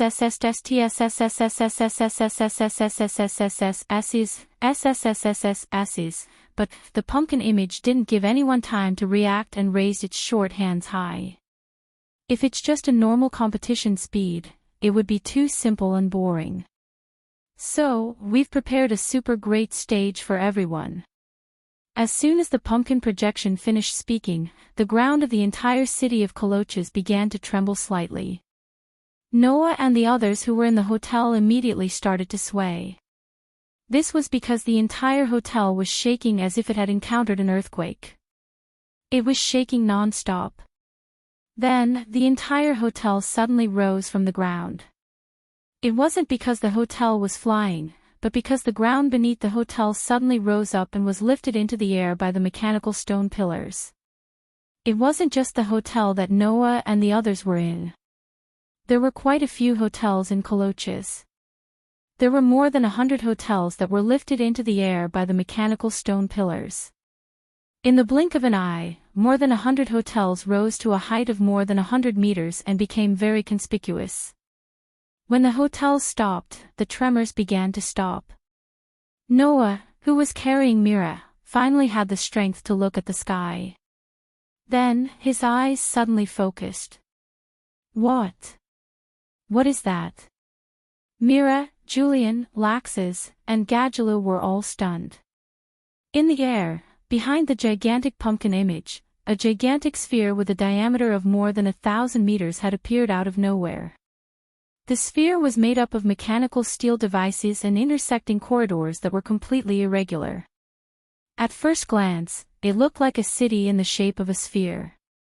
At the same time, from the gigantic steel sphere, a flight of stairs that was suspended in the air began to extend, all the way to the front of the hotels that had risen into the air. That scene could be said to be extremely dreamy. Without the power of magic, who knew how long it would take for human technology to reach such a level? However, it was precisely because of magic that everything became extremely simple. Everyone, do you see that? That is the stage for the preliminaries that we have prepared for everyone. The gigantic pumpkin image cheerfully explained. The teams of the various guilds must pass through there to find the path to the giant egg, Flatbird, and head to the competition venue. Through this method, the first 8 teams to arrive will be determined to participate in the official competition of the Great Demonic Martial Arts Exhibition. Just like what everyone can see, that is a maze in the air. There is completely no pattern to follow. The pumpkin image explained very passionately. During the competition, each contestant can use magic as they wish, and can also use any method as they wish. Even killing your opponent is not a problem. Of course, the prerequisite is that you bear the responsibility yourselves. We, the assembly, do not bear any responsibility. We only have 2 requirements for everyone. The pumpkin image extended 2 fingers. First, each team must have 5 people. If one person is missing, even if you reach the finish line, you will be eliminated. Second, you cannot fall out of the maze in the air. Once you fall out of the maze in the air, you will also be eliminated.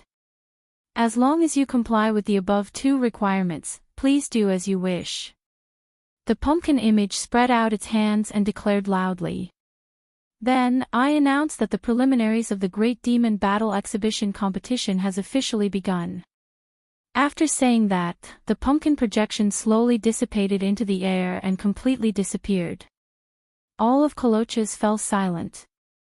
Oh, oh, oh, oh, oh. In the next second, loud cheers rang out from the city. Those were the cheers of the citizens who were looking forward to the Great Demon Battle demonstration, as well as the shouts of the various large guilds as they rushed up the floating staircase. However, Noah's group didn't move at all. They just looked at each other. As a result, other than Gadjaloo, the other 4 all smiled. Looks like this qualifier is in our favor. Noah looked at his other 4 companions. Apart from Gadjaloo, all of you should be able to fly, right? Myra Satan's soul had wings. If Julian turned into water, he would be able to get rid of his human body and fly to a certain extent. Raxus was even able to transform into lightning and fly at lightning-like speeds. Only Gadjaloo couldn't fly at all. Gadjaloo. Noah took off the wing-shaped necklace around his neck and tossed it to Gadjaloo. This is for you. What about you? Gadjaloo took the necklace and looked at Noah. Can you fly by yourself? Noah suddenly smiled. The energy in his body began to be released bit by bit. The invisible energy turned into an equally invisible force that allowed Noah's body to float bit by bit. This was a technique that Noah had unintentionally learned in the past 2 months of cultivation. By constantly releasing energy to counteract gravity and pressure, and then turning the energy into thrust, Noah could achieve autonomous flight. All right. Noah looked at the maze in the air.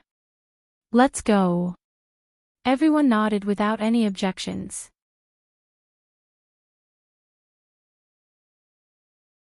Chapter 1656. Giant Egg Flave. It was the most famous arena in the entire Fiori Kingdom. It was located at the border of Crocus, on top of a tall mountain. If one were to look down from above, it would be an ancient Roman arena located on top of a tall mountain. The arena was surrounded by circular and ladder-shaped spectator seats. In the middle of the arena was a vast open space. A few magnificent statues stood around the arena, looking very solemn and ancient. Such an arena was the venue for the annual Great Magic Showdown that would determine the ranking of all the major Magus guilds in the Kingdom of Fiori. There was no better arena than this in the entire Fiori Kingdom. In addition to the annual Great Magic Battle, it was said that not only the major guilds and famous magic shooters, but even the king and members of the parliament would watch this ceremony. In terms of format, it was extremely huge. If one were to appear here, then even the least famous person would be known by the world. Of course, whether it was good or bad fame, it would be spread out. However, it had to be said that as the venue for the annual Great Magic Battle in the entire Fiori Kingdom, there was no better place than here. In such a venue, at a certain moment, a magic circle suddenly rotated in the middle of the open space and bloomed with light. In the light, a door slowly appeared and was pushed open by a hand. Soon after, a few people walked out of the door. They were Noah, Mira, Julian, Laxus, and Gadjaloo. Is this the giant egg-flave bird? Mira murmured. The venue for the Great Demon Battle Exhibition is here. Why is there no one here? Gadjaloo looked around and saw that there was no one in the arena and grinned. Does this mean that we've gotten first place in the qualifiers? Well, that's not impossible. Laxus looked around and said matter-of-factly. After all, it only took us 5 minutes from departure to arrival. 5 minutes. This was the time it took for Fairy Tale B to pass the preliminaries. This speed was simply indescribably fast. However, who told the members of Fairy Tale B to use the flying method to move around? In the intricate maze in the air, Noah and his group did not waste their energy walking through the corridors. Instead, they directly identified the direction and flew towards the venue. Along the way, the maze in the sky changed shape a few times, completely changing the path inside and even the directions of up, down, left, and right. It even threw the contestants inside into the air and directly eliminated them. However, it didn't affect Noah and the others who were flying in the right direction. Hence, Noah and his group flew to the end of the maze and found a door. After pushing open the door, they arrived at their destination. The entire process only took 5 minutes. Could it be that he still couldn't get first place in the preliminaries? In fact, no one was too confident in their thoughts. Congratulations to everyone from Fairy Tale for passing the preliminaries. Accompanied by such a humorous voice, a short judge with a pumpkin on his head appeared in front of everyone with wonderful dance steps. According to the contestant list, you all seem to be from the Fairy Tale B team, right? Congratulations on getting first place in the preliminaries. Hearing the pumpkin's words, the 5 of them, including Noah, smiled slightly. And at that moment, the magical array rotating on the ground once again bloomed with light, and a door appeared once again. Noah and his group immediately turned their heads and looked in the direction of the door. From the door, 4 men and 1 woman slowly walked out. The 4 men and 1 woman who walked out of the door directly met the eyes of Noah and his group. Immediately after, they were stunned on the spot. You. The leader of the group, a man with short blonde hair, had a serious expression on his face. You are Fairy Tale. Noah and his group also looked at the other party and saw a guild emblem on his body. That's... Julian covered his mouth slightly and softly exclaimed. That's the coat of arms of the saber-tooth. With one sentence, the entire atmosphere of the scene suddenly became heavy. Hey, hey, hey. Olga said with an extremely unfriendly expression. Why would a trashy guild at the bottom appear in a place like this? Because they passed the preliminaries, everyone. Pumpkin didn't seem to notice the heavy atmosphere of the scene and giggled. Also, congratulations to the members of Sabertooth for passing the preliminaries. You're in 2nd place. Whoa. What? Sting said in surprise. We're 2nd place. 2nd place. Roger couldn't help but frown. We are actually 2nd place. What a strange experience. We're only in 2nd place. Lucius pressed down on the hat on his head. At least, in my memory, such a thing has never happened before. Tisk. Olga's expression became a little ugly. In other words, we lost to a trashy guild that has been at the bottom for thousands of years. Suddenly, the atmosphere in the air became dangerous. In an instant, the 4 magic shooters from Sabertooth all released extremely obvious hostility towards Noah and his group. Facing this hostility, not to mention Noah, Mira, and Julian, Laxus's eyes became fierce. Gadgelu took a step forward with a vicious look on his face. What? Do you want to fight? Looking at Gadgelu who came forward, Roger's eyes were cold. Gadgelu immediately met Roger's gaze and the corners of his mouth lifted slightly. Looks like you want to fight. Roger clenched his fists slightly and was about to step forward, but he was stopped by Sting. Roger, I know you want to fight with Gadgelu, just like I want to fight with Nazgul. Sting placed his hand on Logue's shoulder as he stared at Noah and the others. Suddenly, he smiled. So, I won't allow this kind of thing to happen before me. Roger glanced at Sting, then looked deeply at Gadgelu, and then silently retreated. Hey! Gadgelu seemed to want to say something, but he was stopped by Noah. Okay, Gadgelu, Noah said directly. If you want to fight, wait until the official competition starts. There will be plenty of opportunities. Don't worry about this. Gadgelu's movements paused, and after a cold snort, he also obediently retreated. Suddenly, Sting and his group immediately understood. Among the 5 people in front of them, it was obvious that Noah was the one in charge. You are that Noah Doria, right? Sting first sized up Noah, then looked at Lucius. Yes, he seems to have killed a Saint Great Magus 7 years ago. That's right, and he's also recognized by Makarov as the next leader of Fairy Tale. He seems to have a deeper reputation than Kildas, who is known as the strongest magic shooter in the guild. Lucius smiled slightly. In terms of strength, he is probably not weaker than Kildas. That's what my memory tells me. Is that so? Sting looked at Noah with an insufferably arrogant smile on his face. Very good. If not, it would be boring to snatch our first place. I'm looking forward to you a little. Don't let me be too bored, the next president of the Fallen Guild.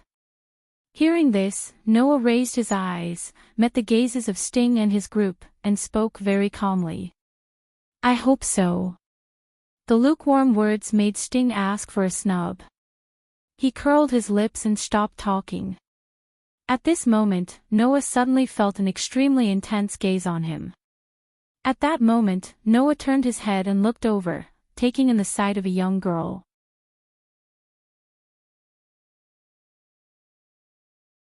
Chapter 1657. When Noah's eyes met with the owner of the intense gaze that was directed at him, the image of a delicate and beautiful young lady that entered his eyes involuntarily caused Noah to be slightly startled. That was because the extremely delicate and beautiful girl's eyes were full of all kinds of complicated emotions. Noah's words could clearly distinguish the main body of those emotions. Among them, there was nostalgia, excitement, resentment, touching, and everything else. It was complicated to the extreme. Noah's eyebrows furrowed slightly when he sensed the extremely complicated gaze. Why is she looking at me like that? Just as Noah was puzzled, the members of Sabertooth seemed to have noticed the girl's abnormality. You know? Sting asked in confusion. What's wrong? Rog, Lucius, Olga, and the others immediately gathered their gazes on the girl named Yuno, causing her to close her eyes. Her delicate and beautiful face became tense without any expression. No, it's nothing. Although Sting, Rog, Lucius, Olga, and the others were still somewhat puzzled, they did not pay attention to Yuno anymore.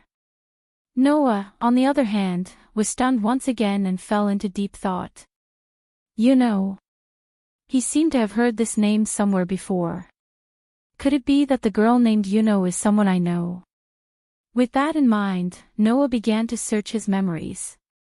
Unfortunately, before Noah could find anything from his memories, the magic formation in the center of the open space suddenly lit up again, and another door appeared, attracting everyone's attention. The next moment, the door opened, and a team walked out. Looking at that team, Noah could no longer search his memories, and a cold light appeared in his eyes. Not only Noah, but Mira, Jubian, and Gadgelu's expressions also became somewhat cold. Laxus's eyes became sharp, and he spoke in a low voice. Bastard Dad, did you really do it? Yo-ho-ho, another team has passed the preliminaries. Pumpkin began his introduction with a chuckle. Third place in the preliminaries, Raven Tail. The group of people who appeared from the door were the magic shooters from the Raven Tail. The leader of the group was a man with a tall stature. He wore an eye-catching golden armor with a pitch-black cloak on his back and a thick golden mask on his face. The armored man turned his head and looked in the direction of Noah's group. Under the mask, a creepy whisper sounded. Fairy Tale. As soon as they entered the arena, the Archmage from Raven Tail stared at Noah's group. However, these people did not do anything, nor did they say anything. They all moved to a corner and stayed there, collectively falling into silence. However, Noah stared intently at the armored man. After a long while, a mocking glint flashed in his deep, dark eyes. "Are you going to use this trick?" Laxus, who clearly saw the mocking light in Noah's eyes, pretended to be calm as he spoke. "Did you discover anything?" "Of course." Noah retracted his gaze and threw this sentence at Laxus. "However, let's just let them be for now. Is that okay?" Laxus could not help but ask. "Those guys will probably do something to us during the competition. The more they do, the more embarrassing it will be when they are exposed," Noah said calmly. "Let's see what kind of performance that group of clowns is going to give." Laxus nodded and did not say anything else. Time passed under these circumstances. About 10 minutes later, the magic array lit up again. This time, the people who came out of the door were the first guild members who did not have any malicious intent towards Fairy Tale. "The 4th place in the preliminaries is here," Pumpkin said. "4th place, Lamia Scale." Hearing this guild name, Noah immediately raised his eyebrows and shifted his gaze. "Long time no see, Sir Noah." The first person to greet Noah was none other than Jura. "Ever since the 6 demon generals, Oration Cease, mission, we haven't seen each other for 7 years. Tura came in front of Noah with a happy expression. "It's great that you were able to return safely from Sky Wolf Island. Thank you for your trouble, Mr. Tura." Noah looked at Tura and sighed. "You've changed a lot too."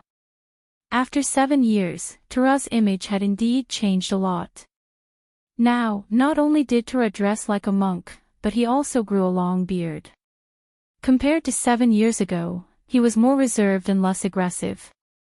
However, this did not mean that Tura had become weak. On the contrary, this sorcerer who was only at the bottom of the 10 great sorcerers 7 years ago had now risen to the 5th place. Noah could clearly feel that there was a surging amount of magic power hidden within Jura's body. His demonic power was on par with Kilda's. At this time, another person walked out from Tura's side. "Oh, do you still remember me?" "You are." Noah looked over and immediately recognized the other person. "You are Leo." "Correct." Leo suddenly smiled. "Where's Gray? Is he not going to participate?" "Gray is in another team." Noah responded with a smile.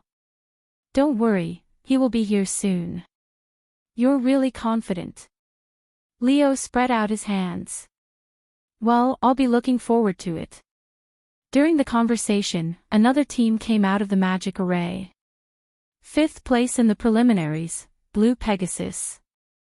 Along with Pumpkin's voice, a group of people that Noah was familiar with appeared from the magic array. Sniff, sniff, sniff, sniff, sniff. A short, fat man with a strange appearance wearing a white suit moved his big nose as if he had discovered something. He suddenly raised his finger and pointed in Noah's direction as if he was posing for a post. "There's a familiar smell." "Oh." Echo looked in the direction that the former was pointing. "Isn't that Fairy Tale's team?" Sure enough, Fairy Tale is here as well. Ivan flicked his bangs. "I wonder how those beautiful ladies are doing now." "Humph." Lotus turned her head away with a cold expression.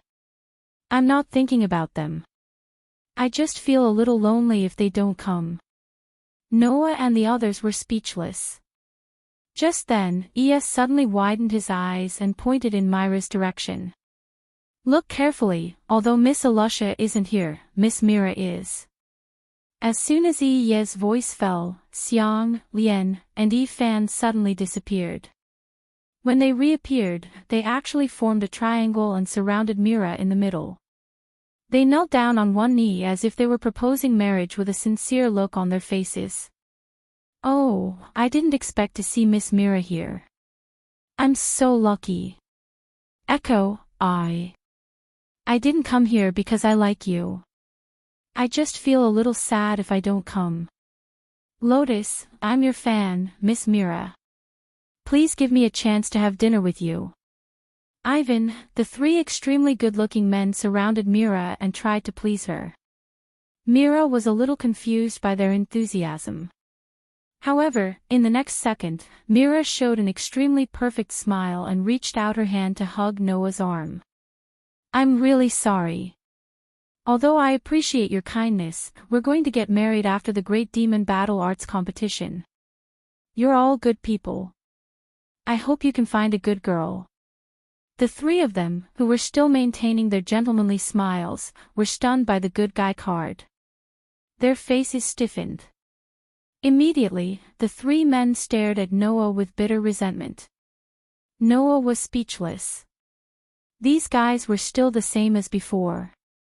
No one dared to compliment them.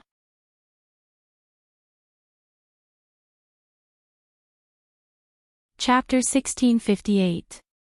Just like that, time gradually passed as he continued to wait.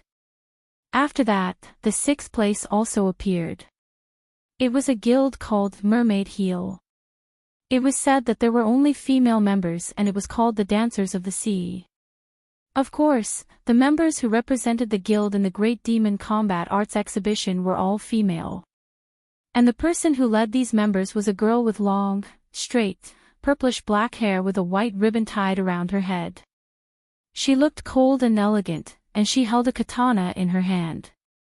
When this girl appeared, she cast an extremely intense gaze at Noah, just like Yuno before. However, the other party's gaze was not like Yuno's, which contained all kinds of complicated emotions, but only an extremely pure examination.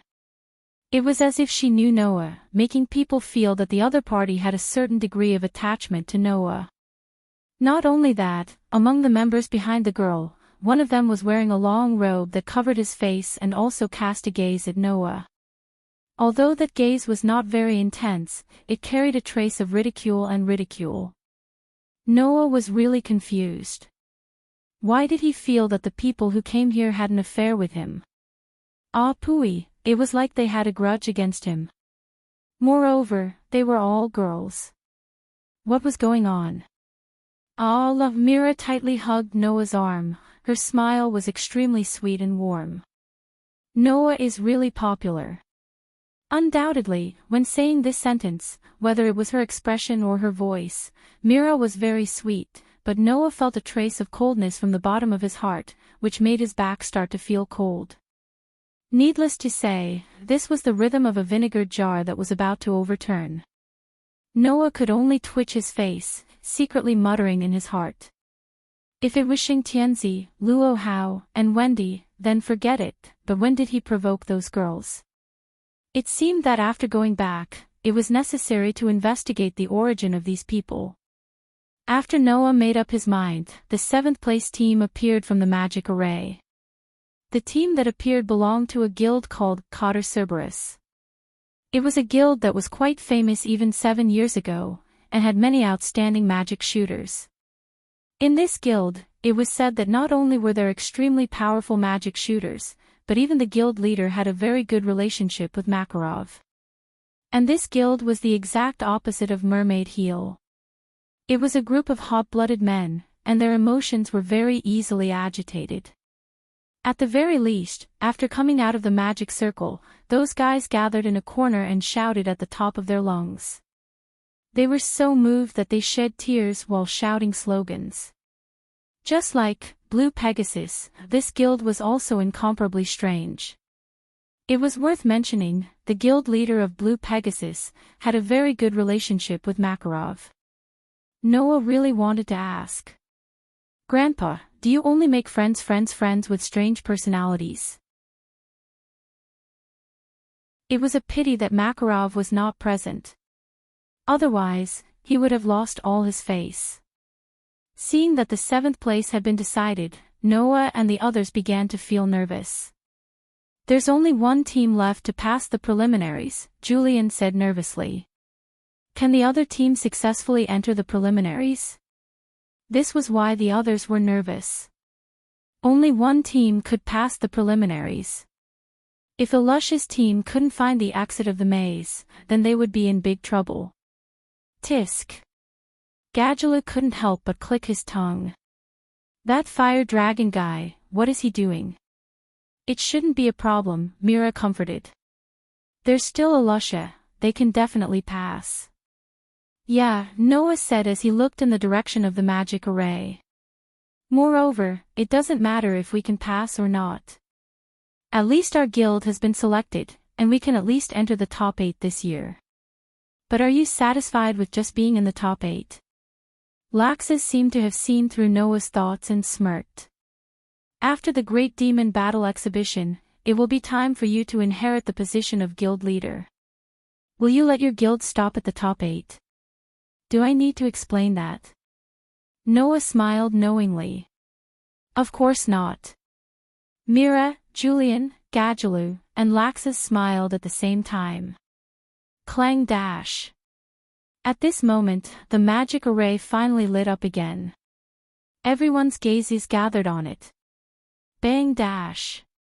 Accompanied by a loud noise, the door was violently pushed open. Then, a group of 5 people fell out of the door together, landing on the ground one after another, causing a series of painful howls. Looking at the 5 people who jumped out of the door, everyone present had different expressions. The eyes of Noah's group lit up. Except for Noah's group, the rest of the people showed a shocked expression.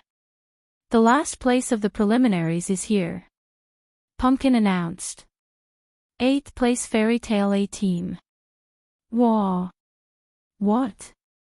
Naz, who was pressed at the bottom, shouted. We're 8th place. Last place. Gray covered his face. How embarrassing. This is already very good. Lucy rubbed her butt and stood up with a pained expression. No matter what, we passed the preliminaries. That's right. Alusha cheered for everyone. The ranking in the preliminaries doesn't mean anything. All we need to do is to keep winning.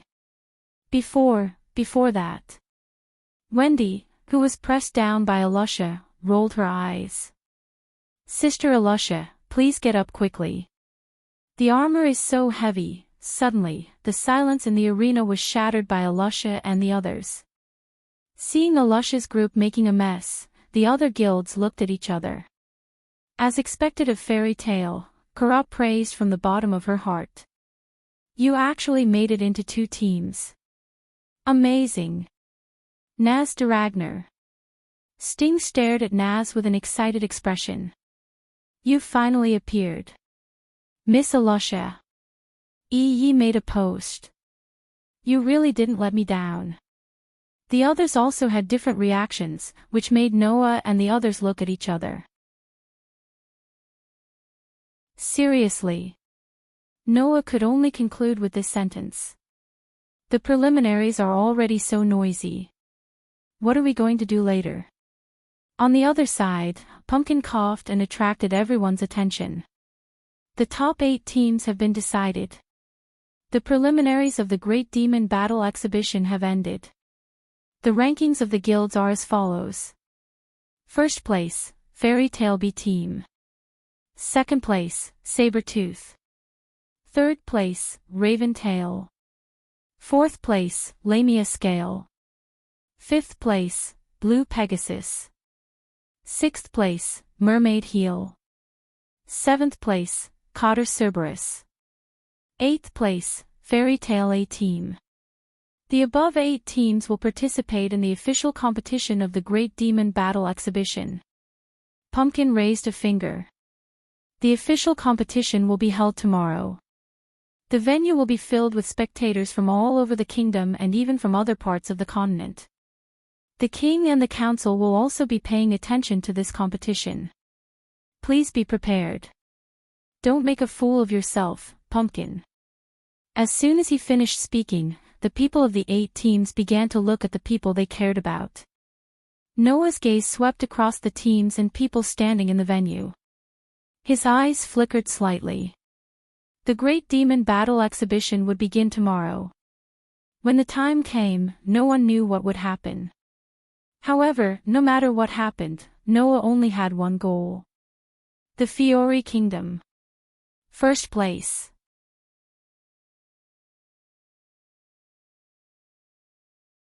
Chapter 1659.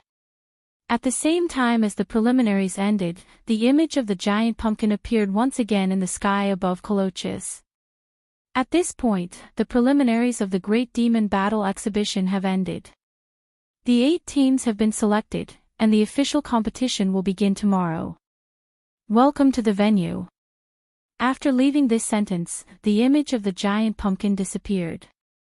Then, the steel city floating above Colossus suddenly shook, and all the contestants who were still inside were shaken out. Then, like a mirage, it disappeared. Thus, the screams of the sorcerers in the sky above Colossus echoed through the night sky as they fell to the ground one by one. The residents of Colossus watched this scene with great interest, and they discussed it animatedly. Although it's just the preliminaries, it seems quite interesting. Too bad there's no live broadcast. I wonder which guilds the teams that passed the preliminaries are from. Does that even need to be said? There must be a saber-tooth, right? Lamia Scale, who has always been in second place in previous years, must have also been selected. In the previous Great Demonic Battle exhibition matches, the results of the Blue Pegasus were also very good. I heard that there's also Mermaid Heel, who only accepts female members. Their strength is also quite good. Looks like this year's Great Demon Battle exhibition will be quite interesting. Of course, I heard that there's even one of the top 10 Saint Sorcerers among the contestants. No matter how I think about it, it won't be boring. Are you serious? Then I must go watch it tomorrow. Me too. Me too. For a moment, the whole of Colossus was filled with the noise of the residents. One must know that the preliminaries started at midnight. Now that the preliminaries were over, it was indeed very rare for it to still be so lively. However, in order to be able to watch the competition tomorrow, the residents chatted animatedly as they returned home, preparing to sleep early and wake up early. During this time, no one mentioned Fairy Tale. Perhaps, in the eyes of these people, the guild that had been at the bottom for 10,000 years must have been eliminated. Therefore, when the rankings of the qualifiers were announced the next day, the audience's expressions would be very interesting. It was something that could be predicted. On the other hand, some of the people involved were very unhappy. Damn it! On the way back to the hotel, Naz had been very unwilling. Why did Noah's team get first place, but my team only got last place? Are you still thinking about this? Lucy rubbed her forehead as if she had a headache. Didn't I say that passing the preliminaries is already very good? Not good at all. Naz shouted. Our goal is to get first place. Our goal is to be the champion of the Fiori Kingdom, not the champion of the qualifier, Grace said impatiently. Of the 8 teams that have passed the preliminaries, our guild has occupied 2 of the slots. One of them has even won first place in the preliminaries. You should be satisfied, Smelly Flame. I still don't feel good. Nazi pointed at Lucy. So, Lucy, hurry up and let hubby eat you. Why do I have to be eaten if you're unhappy? Lucy couldn't help but complain. Also, of all the people who can eat, it has to be hubby. That's enough. Stop arguing. Alyssa was getting impatient. Tomorrow is the official competition. Save some energy for me and think about what to do tomorrow. But, if it's a competition, what exactly will it be? Wendy tilted her head and looked a little uneasy. I feel a little nervous.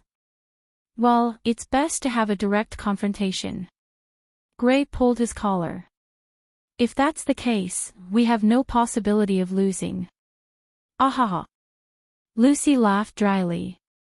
I hope that everything is not solved with violence.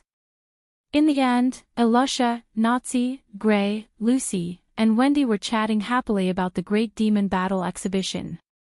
They were no different from the residents of Klokaska. On the other hand, Noah, Mira, Julian, Gadjaloo, and Laxus didn't say much. They quietly walked behind Alusha and the others with a helpless expression. It's always so noisy no matter what. Gadjaloo curled his lips. When will it be quieter? Isn't it good? Zhu Bian smiled. After all, it's a ceremony. A ceremony should be lively. Mira held Noah's arm and walked with Noah while smiling. Why don't our guild hold a ceremony too? I'm not against it. Laxus closed his eyes and crossed his arms as he slowly opened his mouth.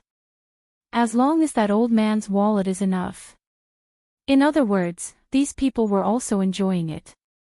Noah could only look at his companions in amusement, but his heart was unbelievably calm. At this moment, a voice sounded in Noah's heart. Seeing how noisy these people are, I also feel a sense of tranquility. What an incredible group of people. Hearing this voice, Noah was startled at first, then he smiled silently in his heart. But this is the fairy tale. Is that so? Athena was a little skeptical, but at the same time, she seemed to agree with him. I more or less understand why you're so obsessed with this so-called guild.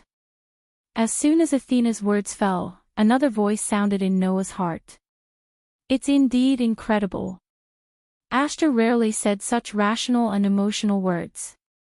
In the past, I've never seen a human who can easily affect the mood of an elf. After all, the relationship between humans and elves was specious. At least, in the world of the sword dance of the elves, if a human wanted to affect the mood of an elf, unless they did something extremely bad and made the elves furious.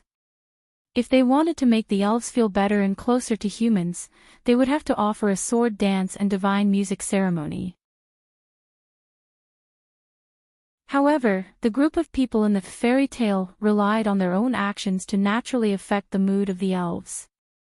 No wonder Aster gave them such an incredible evaluation. In this regard, Noah just smiled. But this is the fairy tale. The same sentence, but it was approved by both Aster and Athena, and they fell into silence.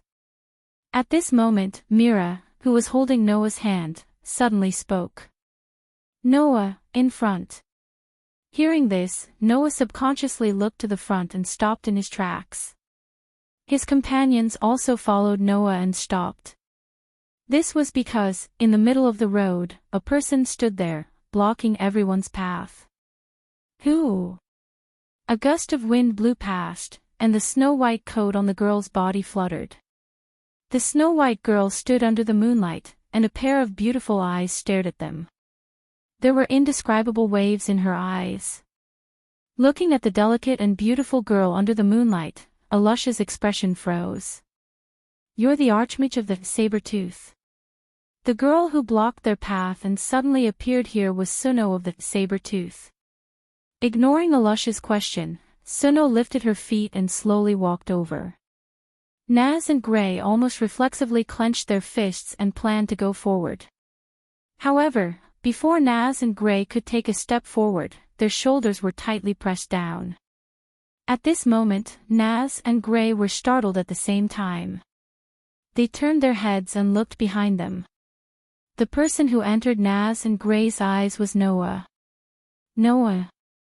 Naz and Gray were surprised.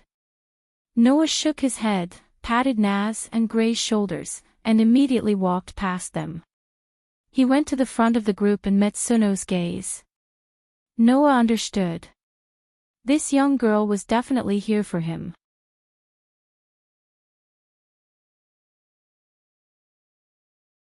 Chapter 1660. An extremely silent and strange atmosphere pervaded the air. At this moment, there was only Noah's group on the huge street. On the opposite side, the girl named Xuanai seemed to be riding on the moonlight as she quietly walked towards Noah's group step by step. However, in Xuanai's eyes that were filled with strong willpower, there was no one else other than Noah. As if she didn't see the existence of the other people in Fairy Tale at all, Xuanai came to a distance of 2 to 3 meters away from Noah and stared straight at Noah. Looking at the gentle yet strong girl's eyes, Noah confirmed one thing in his heart. As expected, this girl named Xuanai had some kind of connection with him. In addition, Noah felt that the name was familiar, as if he had heard it somewhere before. Noah felt that he should know her. However, he definitely wasn't familiar with her. With Noah's memory, if she really knew him, then Noah definitely wouldn't have forgotten her. Therefore, she shouldn't be familiar with him. It was even possible that they had only met once, or even just met by chance. However, if that was the case, then there was a problem. The girl named Xuanai looked at Noah with eyes that clearly contained very complicated and strong feelings. In a situation where they had only met once, or even just met by chance, was it possible for a person to have such strong feelings for another person? Just as Noah was thinking about this question, the girl named Xuanai spoke. Moreover, the moment she spoke, everyone present stood up in shock. Please leave Fairy Tale. An extremely sudden and shocking sentence came out of Xuanai's mouth just like that. WH. What? Everyone exclaimed in shock. Leave Fairy Tale. Noah couldn't help but be stunned on the spot. Noah had thought about why Xuanai came to find him. However, no matter how much he thought about it, Noah didn't expect that Xuanai would say such a sentence the moment she opened her mouth.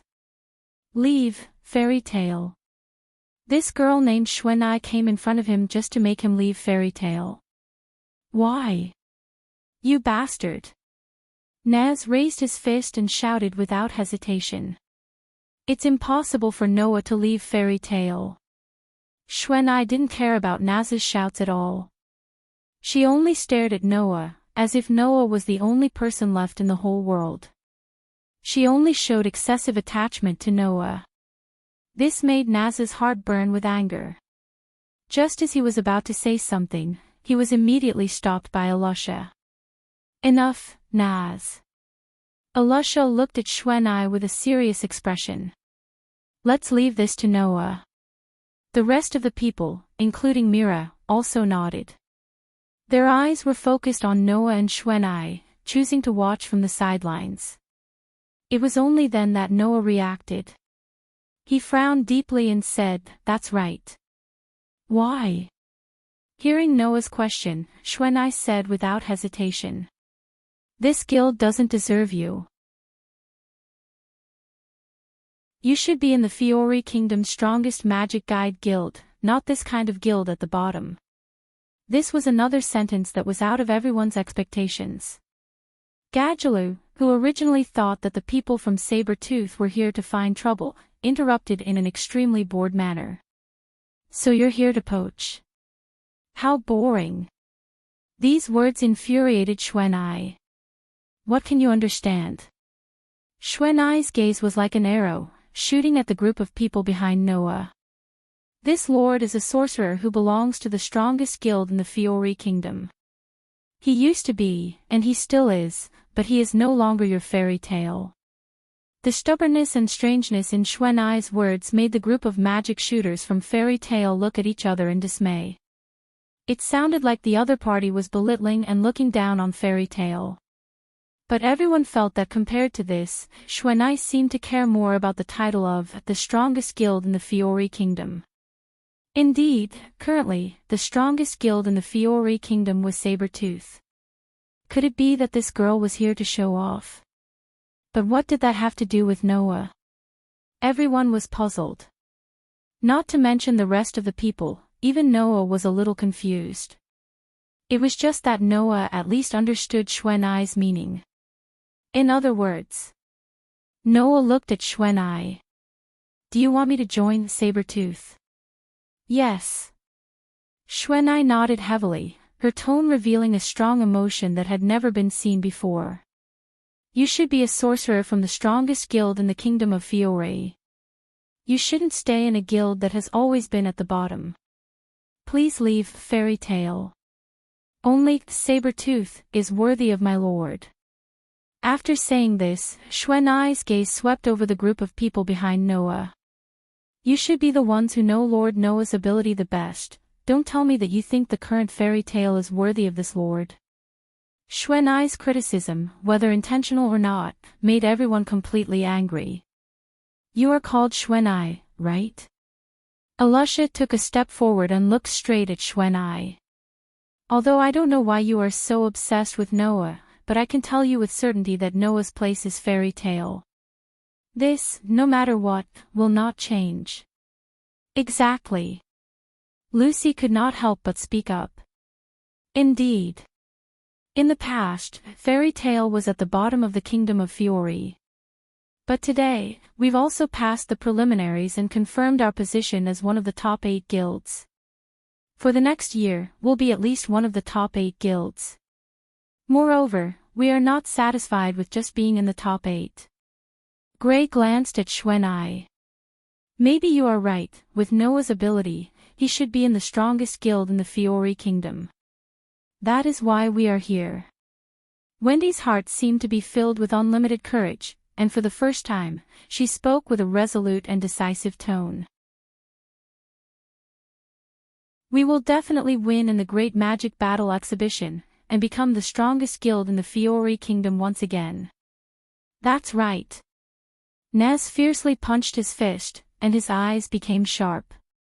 If Noah should only be in the strongest guild in the Fiori kingdom, then this guild can only be fairy tale.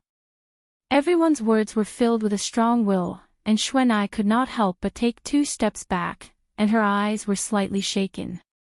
However, this slight wavering immediately disappeared. That is impossible. Xuanai said with a trembling voice. The strongest guild in the Fiori kingdom can only be Sabertooth. Oh.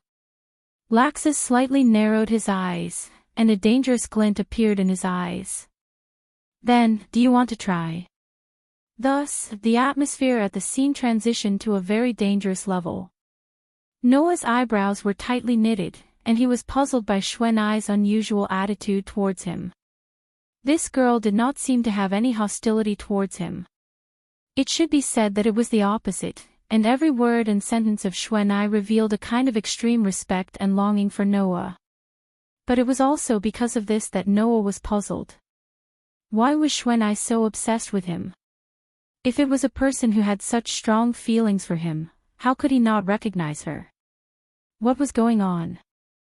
Xuanai did not know what to think of Noah's silence, but after a moment of silence, she raised her head and looked straight at Noah, and her eyes flashed with determination. If that is the case, please accept my challenge.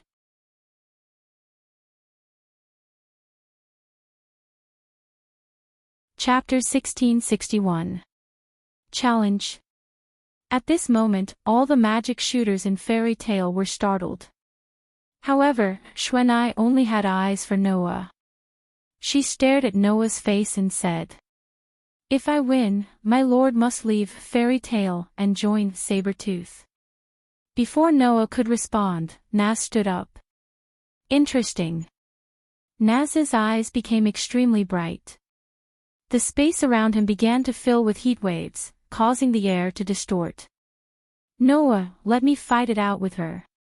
Think carefully before you speak, you idiot. Gray was speechless.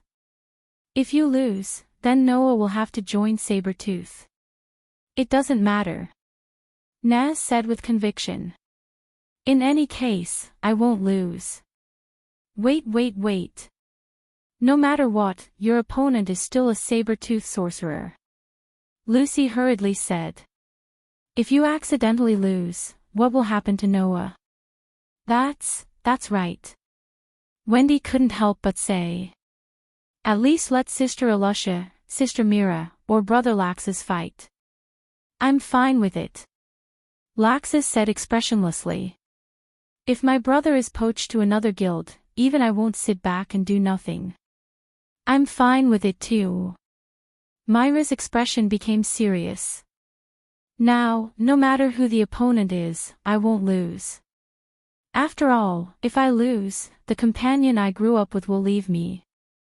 Alusha looked at Xuanai with a sharp gaze. So, I don't mind fighting. Then, I'll interfere too. Gadula grinned. Trying to poach someone in front of me. That's really annoying. Zhu Bian also has no problem, Zhu Bian also said. Julian won't be merciful. Clearly, Xuanai's words had also stimulated the members of Fairy Tale. Most importantly, if this challenge was about whether Noah could stay in the guild, then everyone was absolutely duty-bound. They definitely wouldn't lose. This was the belief in the hearts of the people of Fairy Tale. Noah was naturally very grateful for this, but Xuanai didn't appreciate it. There's only one person I want to challenge. Xuanai stared at Noah without blinking. Please accept my challenge. Noah was silent. After a while, Noah said faintly, give up. Give up. You can't beat me. No. Xuanai said stubbornly. I won't lose. I don't understand why you're so obsessed with me. Noah finally said what was in his heart. But I have to tell you, if there is a place I should be, it is definitely not the saber-tooth, but the Fairy Tale. Xuanai's pretty face suddenly sank, and she looked at Noah with some sadness in her eyes. She bit her lips and squeezed out these words. Undoubtedly, you said that you're a sorcerer from the strongest guild in the Fiori Kingdom, Noah didn't hear Xuanai's words, and could only frown again. What did you say? Xuanai didn't answer, but raised her head again, looked deeply at Noah, and said. I'll prove to you that no matter what, Fairy Tale is no match for Saber-Tooth. Xuanai's tone became resolute. At that time, you'll naturally understand which guild is the place you should be in. Leaving behind these words, Xuanai turned around and once again took a quiet step.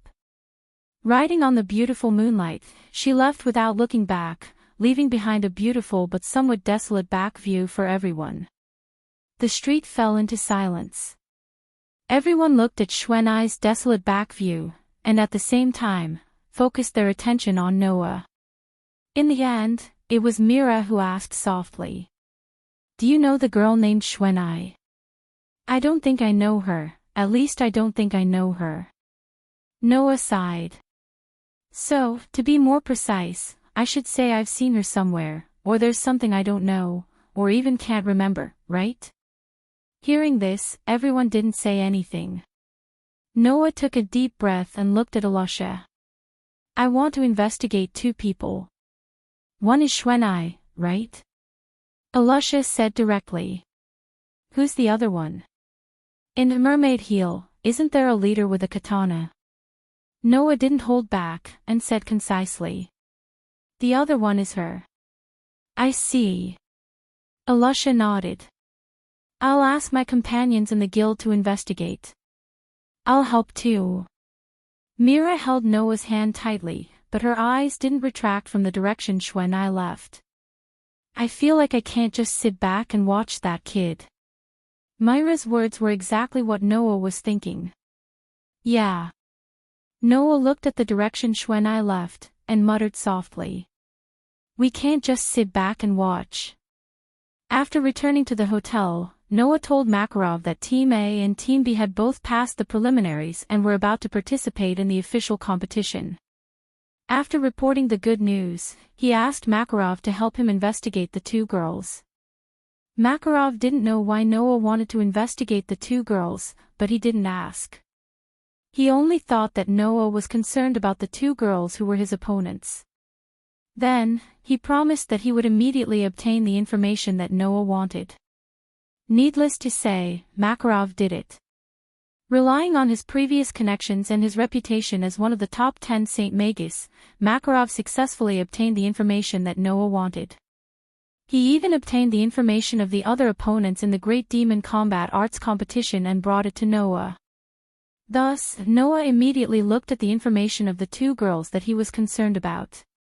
In a room in the hotel, Noah sat on the edge of the bed, and in his hands was a document labeled Mermaid Heel.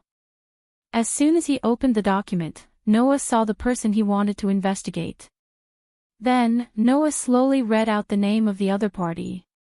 Kagura Mikaziki. Kagura Mikaziki. She belonged to the guild Mermaid Heel, and was publicly recognized as the strongest archmage in the guild. This girl named Kagura wasn't the guild leader of Mermaid Heel, but she was the de facto leader of Mermaid Heel.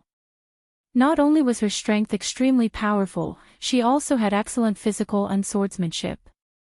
Even without using magic, she could easily defeat the majority of archmages. Regarding this girl, there was such an evaluation in the document. In this year's Great Demon Combat Arts Exhibition, the Archmage second only to the 10 Great Saint Archmages, Teraresis. Noah muttered. Then, why would such a powerful archmage look at me like that?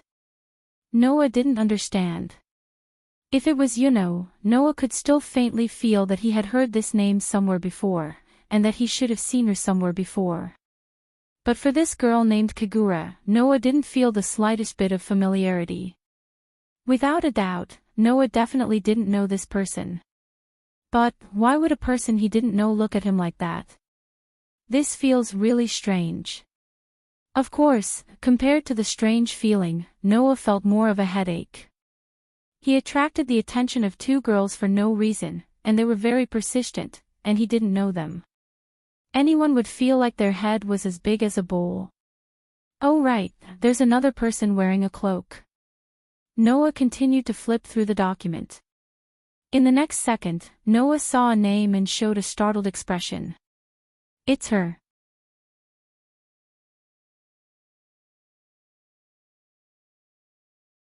Chapter 1662. Noah didn't have any impression of Kagura from Mermaid Heel, so he was sure that he didn't know this girl. However, when Noah saw the name of the person who followed behind Kagura in the Mermaid Heel, who was wearing a black robe and looking at him with ridicule and mockery in the venue, he immediately remembered who that person was. So, she joined Mermaid Heel. Noah looked at the information in his hand, and his heart slightly moved. Could it be that Kagura has some relationship with her, so she acted like that to me? The more he thought about it, the more Noah felt that it was possible. Fortunately, it's not like I don't have any clues. This way, the investigation will be valuable. Of course, although Noah noticed Kagura's words, he didn't care that much.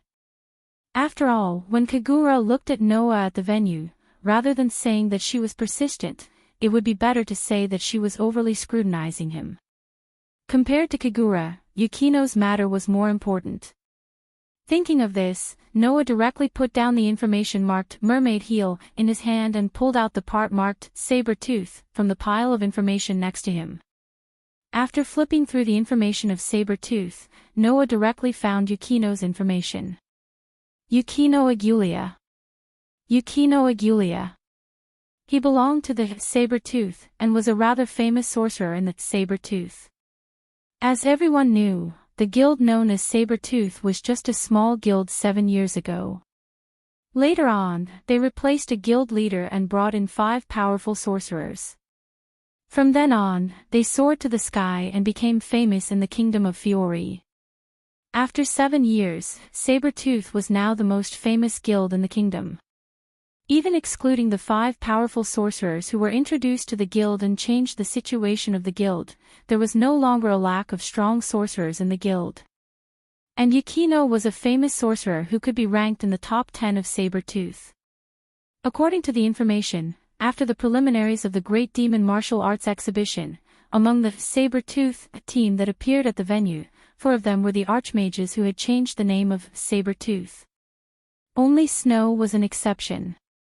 In order to obtain the qualifications to appear together with Sting, Logue, Lucifer, and Olyaga, Snow defeated all the other members of the Saber Tooth ranking competition, except for the 5 magic shooters who had changed their guild.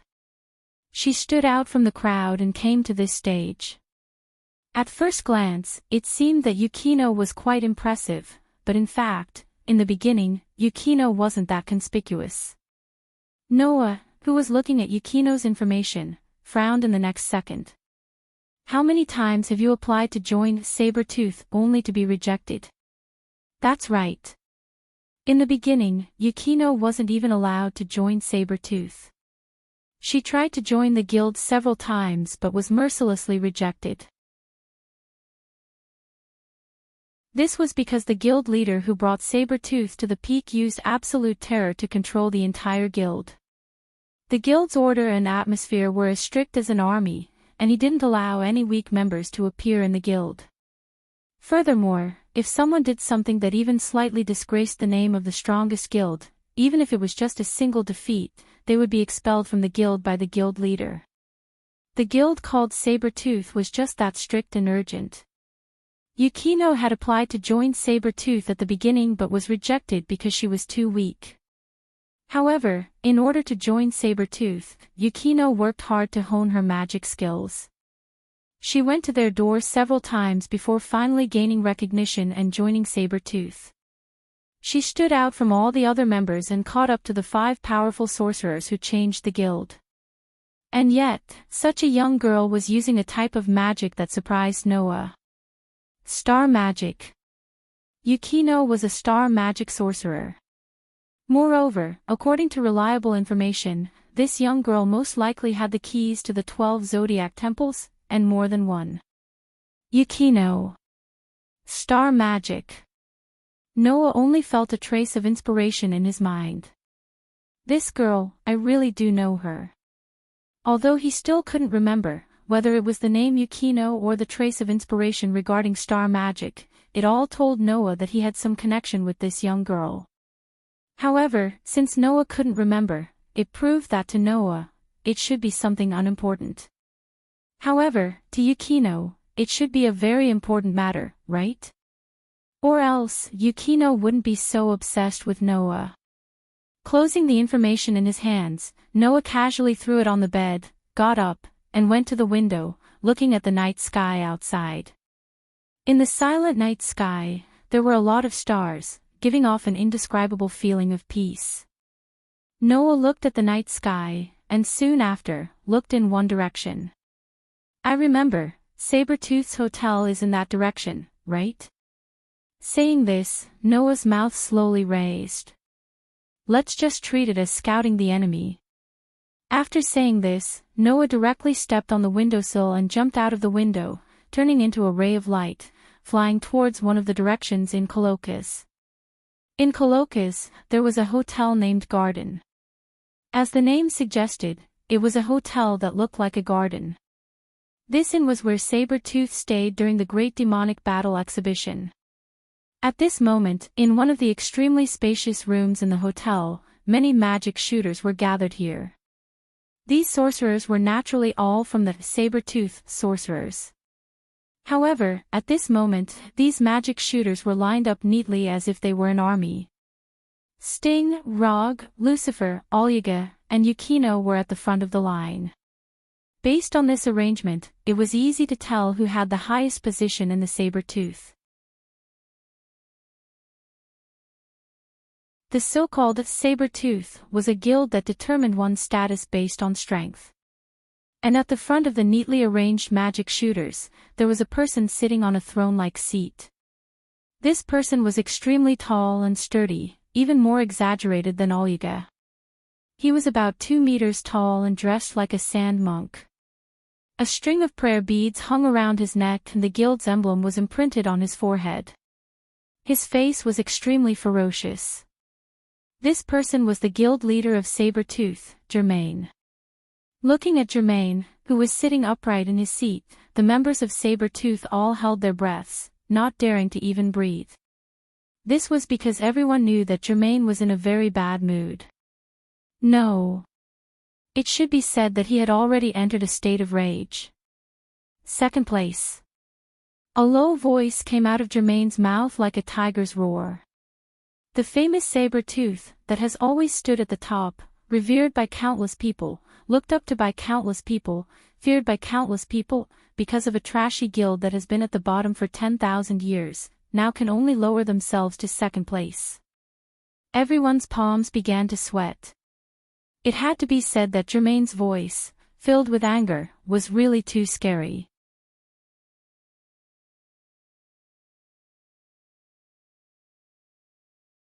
Chapter 1663. In fact, Germain was in a very bad mood right now. Saber-Tooth, the guild that was known as the strongest guild and stood at the peak of all the guilds in the kingdom, had actually placed second in the preliminaries before the official competition began. Germain could already imagine how many people would treat Saber-Tooth as a joke when this news spread. Of course, this was only Germain's imagination.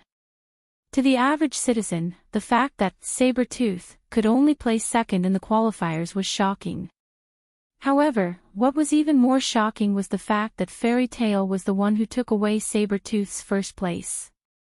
After all, Fairy Tail had always been at the bottom. This time, they had surpassed all the other guilds in the preliminary round and obtained first place. This would definitely cause a lot of people to be surprised. However, to say that Saber-Tooth was a joke because of this would be overestimating Saber-Tooth too much. It wasn't like Saber-Tooth was the only team that was overtaken. There were so many guilds in the Fiori Kingdom, but all of them had been overtaken. Who would specifically laugh at Saber-Tooth? However, Germain had treated the first place as something that was already in his bag. He thought that if this was taken away from him, others would definitely laugh at Saber-Tooth. It could only be said that Germain had taken Saber-Tooth's first place for granted. As such, when this fact was broken, Germain was so angry. The only guild that can make others look up to is Saber-Tooth. It has always been like this. No one can make Saber-Tooth look up to them, let alone Fairy Tail, who started to fall from grace 7 years ago. Germain's extremely cold gaze swept across everyone below. You should understand what I mean, right? The people who were swept by Germain's gaze couldn't help but swallow a mouthful of saliva. In the end, it was Sting who took a step forward and lowered his head. As if he was reporting to his superior, he spoke respectfully. President, please rest assured, we will not lose again. Remember your promise. Germain said expressionlessly. Remember, my Saber-Tooth doesn't need trash who can't win. Yes. Sting could only reply in a low voice. The anger in Germain's heart subsided a lot. Then, he turned his gaze to Xuanai. I heard that after the preliminary round ended, you went to look for someone from Fairy Tail.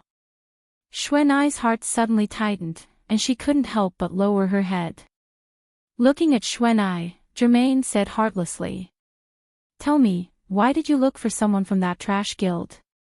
Xuanai opened her mouth, and finally squeezed out this sentence. I want that person to join. Before Xuanai could finish her sentence, she was rudely interrupted by Germain. My Saber-Tooth does not need someone from that trash guild. Germain said matter-of-factly. You are not allowed to mention this matter again. Clearly, Germain knew very well who the person Xuanai was talking about was, and she also knew what Xuanai was planning. Thus, once she opened her mouth, Germain completely shut down Xuanai's hopes and ideas. Xuanai's heart trembled, and she couldn't help but raise her head and speak emotionally. But that person is not weak, he just stayed in a guild that he shouldn't be in. If we can get that person to join Saber-Tooth, then our Saber-Tooth will definitely become stronger. When this sentence was said, not only Germain, but everyone else was shocked.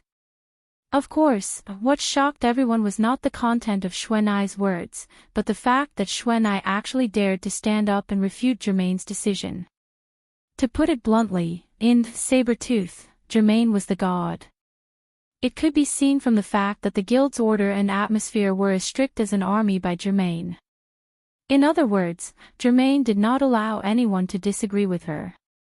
This person sincerely treated Saber-Tooth as her personal property, and she could create it as she pleased. Under such circumstances, if someone disagreed with Germain, then even if it was not a death wish, it could only be said that they were overestimating their own strength. Thus, Germain's gaze was fixed on Xuanai, and she straightened her back like a tiger that got up. So you're saying that someone from a bottom-tier guild can change the entire Saber-Tooth, just like that? Xuanai bit her lips and spoke softly. I just think that person is not weak, not weak.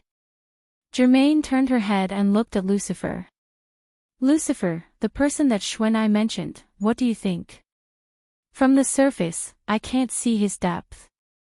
Lucifer pressed down on his hat and answered truthfully. However, that person had killed a Saint Archmage 7 years ago. Even if he hadn't made any progress in the past 7 years, he should still be much more powerful than the average Archmage. That's what my memory says. Have you ever killed one of the 10 great Saint Grand Magi? Germaine asked in a non-committal manner. That was only 7 years ago. However, you're right. Even if it was only 7 years ago, being able to kill a great Archmage Saint proves that he's stronger than the average trash. But our Sabertooth does not need someone who can't keep up with the times. Germaine glanced at Xuanai. In this year's Great Demon Battle Exhibition, that Rock Iron Jula also appeared. If he can defeat Rock Iron Jula, then I can consider letting him join. When she said this, Germaine's tone faintly carried a bit of sarcasm. It was clear that Germaine did not think that Noah could defeat Jula. It wasn't just Germaine. Even the rest of the members of Sabertooth had a look of disbelief on their faces. They all thought that this was an impossible matter. That was natural. Even if Germaine was a dictator, even if she was confident, in front of the 5th Saint Archmage, she would not dare to say that she could surpass him. From Germaine's point of view, Sabertooth was without a doubt the strongest guild in the game. As a member of this guild, no matter who it was, as long as they failed once, they had to be eliminated. In this great magic combat drill, the only opponent that Germaine would allow her members to lose against was the 5th-ranked Grand Magus, Jura. Even the arrogant Germaine believed that no one in the guild could defeat Turtledove and allowed them to fail. Needless to say, there was no one in the guild that could defeat Turtledove. Thus, Germaine's words were pure mockery. In this regard, Xuanai naturally understood. She could only close her eyes, hide all her emotions, and no longer speak. The entire hall was silent. No one noticed. On the roof of the hotel, a person was lying on his back, looking at the night sky and listening to the conversation of the members of Sabertooth. Consider letting me join. Noah indifferently smiled. That smile was truly filled with sarcasm and ridicule. Looks like I have to show a little bit of my ability tomorrow and let these people know that the person they need to look up to is a tiger or a fairy. After saying this, Noah directly got up, turned into a ray of light, and flew into the sky, disappearing into the night sky.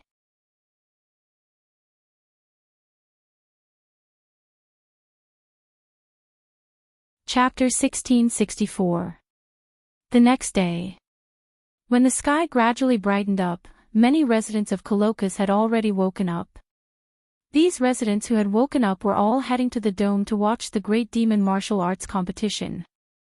Therefore, early in the morning, the streets of Coloccus were crowded with people. People walked in groups of 2s and 3s, and as the tide of people surged, they began to move towards the dome. These people who were able to go to the dome to watch the Great Demon Martial Arts competition were very lucky people who bought tickets. After all, although the dome wasn't small, it couldn't hold the entire population of Coloccus, let alone those who came from all over the kingdom and even the mainland. Therefore, the existence of tickets was a matter of course. As for those who couldn't buy tickets, they could watch the live broadcast from other places. For an annual festival like the Great Demon Martial Arts competition, no matter which pub, which hotel, or even the streets, one could watch the live broadcast. These people didn't need to wake up so early, so they continued to lie in their beds and sleep comfortably. However, that didn't mean that they would sleep for long. Bang bang bang bang. In the sky above the dome, the sound of firecrackers and fireworks kept echoing in the air. Balloons were released from the venue and floated into the sky. Combined with the firecrackers and fireworks everywhere, the scene couldn't be described as not lively. As the audience entered the venue, the atmosphere of the entire venue gradually heated up. Cheers. It was noisy. Firecrackers and fireworks. All kinds of voices were mixed together, making the entire scene seem like a festival, bustling with noise and excitement. On the rostrum of the venue, there were 3 people sitting side by side. The person in the lead picked up the microphone and gave a passionate speech to the entire venue. Hello everyone, I am Chabadi Laura. I would like to extend my greetings to everyone from all over the kingdom. The audience immediately cheered enthusiastically, causing Chapati Lola to cough involuntarily. His tensed-up face was about to relax as he pointed to the side of him. In this year's Great Demon Combat Arts Competition, I will be in charge of giving you a live report. The person in charge of commentating is the former member of the Senate. It is said that he is also one of the 10 great Saint Magi who has returned after missing for 7 years, Mr. Yajma, a close friend of Makarov Dolia. Sitting beside Chabadi was the counselor who had met Noah once in the council and had a good relationship with Makarov Ajma. Back then, after the commotion at the Paradise Tower, the council was disbanded due to various reasons. Now, the new council was responsible for maintaining the peace of the magic world. After that, Yajma also stepped down from his position as a counselor and opened a restaurant as a chef. Now, Yajma was invited to be the commentator of the Great Demon Combat Arts Competition, but he was still wearing a chef's outfit and waving to everyone with a benevolent expression. In addition to me and Mr. Yajma who are in charge of commentating, during the Great Demon Combat Arts Competition, we will invite a guest every other day to watch the competitions of the Magic Guide Guild with us. Chabadi's voice was still enthusiastic. On the first day, the guest we invited is the cover girl of the Magic Weekly, a top model we are familiar with, Miss Jenny of Blue Pegasus. Following Chabadi's words, on the rostrum, sitting next to Yajma, a beautiful girl wearing a princess-style dress with long, light blonde curly hair tied into a ponytail raised her hand and waved to the audience. The audience immediately burst into cheers that were even more enthusiastic than before, causing Jenny to beam with joy. It seems that Mr. Yajma and Miss Jenny are very famous. Here, I might as well interview the 2 of you for everyone. Chabadi understood the atmosphere very well and asked Yajma who was next to him. Mr. Yajma, as a former counselor, in your professional opinion, which guild is more worthy of our expectations in this Great Demon Combat Arts Competition? If I have to say, actually, every guild is very worthy of everyone's expectations. Yajma nodded leisurely. But, personally, I am more looking forward to Fairy Tale. Oh. Is that so? Chabadi said in surprise. But didn't Fairy Tale always end up at the bottom of the list in the past? You also said that that was in the past. Yajma laughed. In this year's Great Demon Combat Exhibition, the main force members who had been missing for 7 years will also appear. Back then, these members were all very powerful archmages. Now that they have returned after 7 years, what kind of performance will they bring? I am very much looking forward to this. So that's how it is. The Dark Horse is indeed very worthy of people's expectations. Chabadi nodded and turned to ask Jenny who was next to Yajma. Then, which guild does Miss Jenny think is likely to win? Of course, it's Blue Pegasus. Jenny said without any hesitation. This year, we came to win. We will definitely not lose to anyone. Could it be that Miss Jenny doesn't have any expectations for Fairy Tale? Chabadi took advantage of the opportunity to ask. It is said that in this year's Fairy Tale, as Miss Jenny's senior and also a top model, Miss Mira, who everyone likes very much, will also appear. If that's the case, in fact, I am more looking forward to Miss Myra's rumored fiancé. Jenny's face showed a perfect smile. What kind of person is he to be able to capture the most beautiful girl in the modeling world, who's ranked number 1 in the Magic Weekly rankings, and who was once the most beautiful girl in the modeling world? Personally, I'm very much looking forward to finding out. Jenny's words made the entire audience begin to shout loudly. Many of them had a look of deep hatred on their faces, and tears even flowed from their eyes. Obviously, Jenny's words resonated with many people. Of course, it was not anticipation, but resentment. After 7 years, Myra's popularity was still so high, it was terrifying. In this regard, Chabadi nodded repeatedly. Indeed. Even I can't help but look forward to the man who can go down the aisle with the beloved Miss Mira. What kind of man is he? Let us all wait and see. After saying this, Chabadi went into the main topic. Then, this year's Great Demon Battle Arts Exhibition is about to begin. The 8 teams that passed the preliminaries will enter the arena. Now, let us announce the rankings of the preliminaries to everyone. After saying this, a huge projection screen flashed in the center of the venue. On the screen, from top to bottom, the rankings of the major guilds were marked. First place, Fairy Tale B Team. Second place, Sabertooth. Third place, Raven Tail. Fourth place, Lamia Scale. Fifth place, Blue Pegasus. Sixth place, Mermaid Heel. Seventh place, Cotter Cerberus. Eighth place, Fairy Tale A Team. Looking at this ranking, many people in the audience began to clamor. That Sabertooth is only in second place. First place is actually Fairy Tale. It can't be. Suddenly, a commotion began to arise in the audience.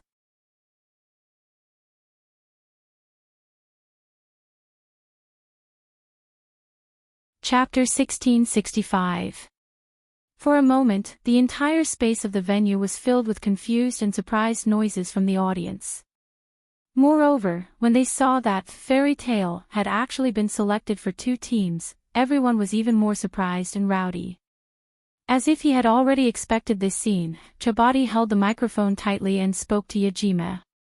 It seems that the results of Fairy Tale have surprised everyone. Mr. Yajima, what do you think?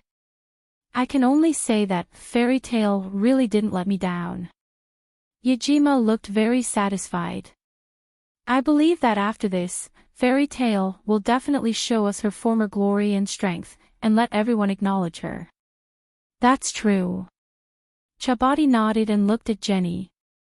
Then what do you think, Miss Jenny? Well, I don't think everyone needs to be so surprised. Jenny said with a smile. It doesn't matter what kind of guild it is. If it can make the Great Demon Battle Arts Exhibition more exciting and lively, wouldn't that be great? As expected of Mr. Yajima and Miss Jenny. I can't help but admire their views. Chabadi raised his voice. So, I ask the audience to look forward to the performance of the former king, our Fairy Tale. The conversation between the 3 people on the rostrum made the audience in the auditorium stop their noise and began to cheer in agreement. It had to be said that this live reporter called Chabadi really had some skills. He had been firmly controlling the atmosphere of the venue and didn't forget to hype it up. No wonder he was selected as the live reporter of the annual Great Demon Battle Arts Exhibition. Then, Chabadi began to announce. Then, let's invite our contestants to enter. At this moment, under the 8 directions of the auditorium, the passages began to flash with magical light. Dazzling special effects bloomed at the entrances of the 8 passages at the same time, igniting the hearts of the audience. Immediately after, under everyone's gaze, 8 teams slowly walked out from within. Oh, oh, oh, oh, oh. Loud and clear cheers soared into the sky, shaking the atmosphere.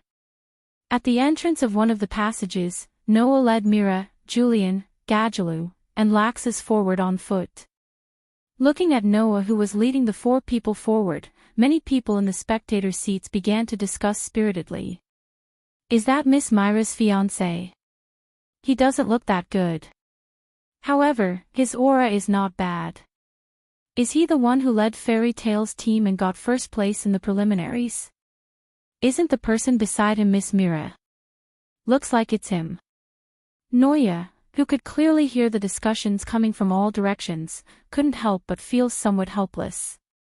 Noah, who was waiting for his turn in the contestant area, naturally heard the conversation between the three people on the rostrum. At this moment, even Noah couldn't help but feel sorrowful. Of all the people, why did you mention me? Undoubtedly, one of the 10 saint magicians was also a contestant. In terms of fame and popularity, it should have been him. Of course, in terms of fame and popularity, Mira was not inferior to Jula. If it weren't for the 7-year gap, which gave Mira a chance to appear in front of the public, her fame and popularity would have been much higher than Jula's. Now, because of this fame and popularity, Noah directly became the most conspicuous existence. Everyone pointed their spears at the man who had won over such a famous and popular supermodel. Ha! Mira seemed to be very happy. Her eyes narrowed as she smiled. Noah is really popular. Really? Noah glanced at Mira grumpily. I just don't know who it is because of. Mira smiled and ignored Noah's grumpiness. Looking at the audience who were pointing at Noah, she mischievously hugged Noah's arm and intimately snuggled up to him. Oh! This time, the audience no longer burst into cheers. Instead, it stirred up a burst of cries and howls as if they had been stimulated. All of them were shedding tears of blood. All of them focused their eyes full of anger, jealousy, and resentment on Noah. At this time, Noah really had the urge to turn around and leave. At that moment, Noah sensed an extremely strong gaze being cast on him. There were 4 different gazes. One of them actually came from the armored man from Raven Tail.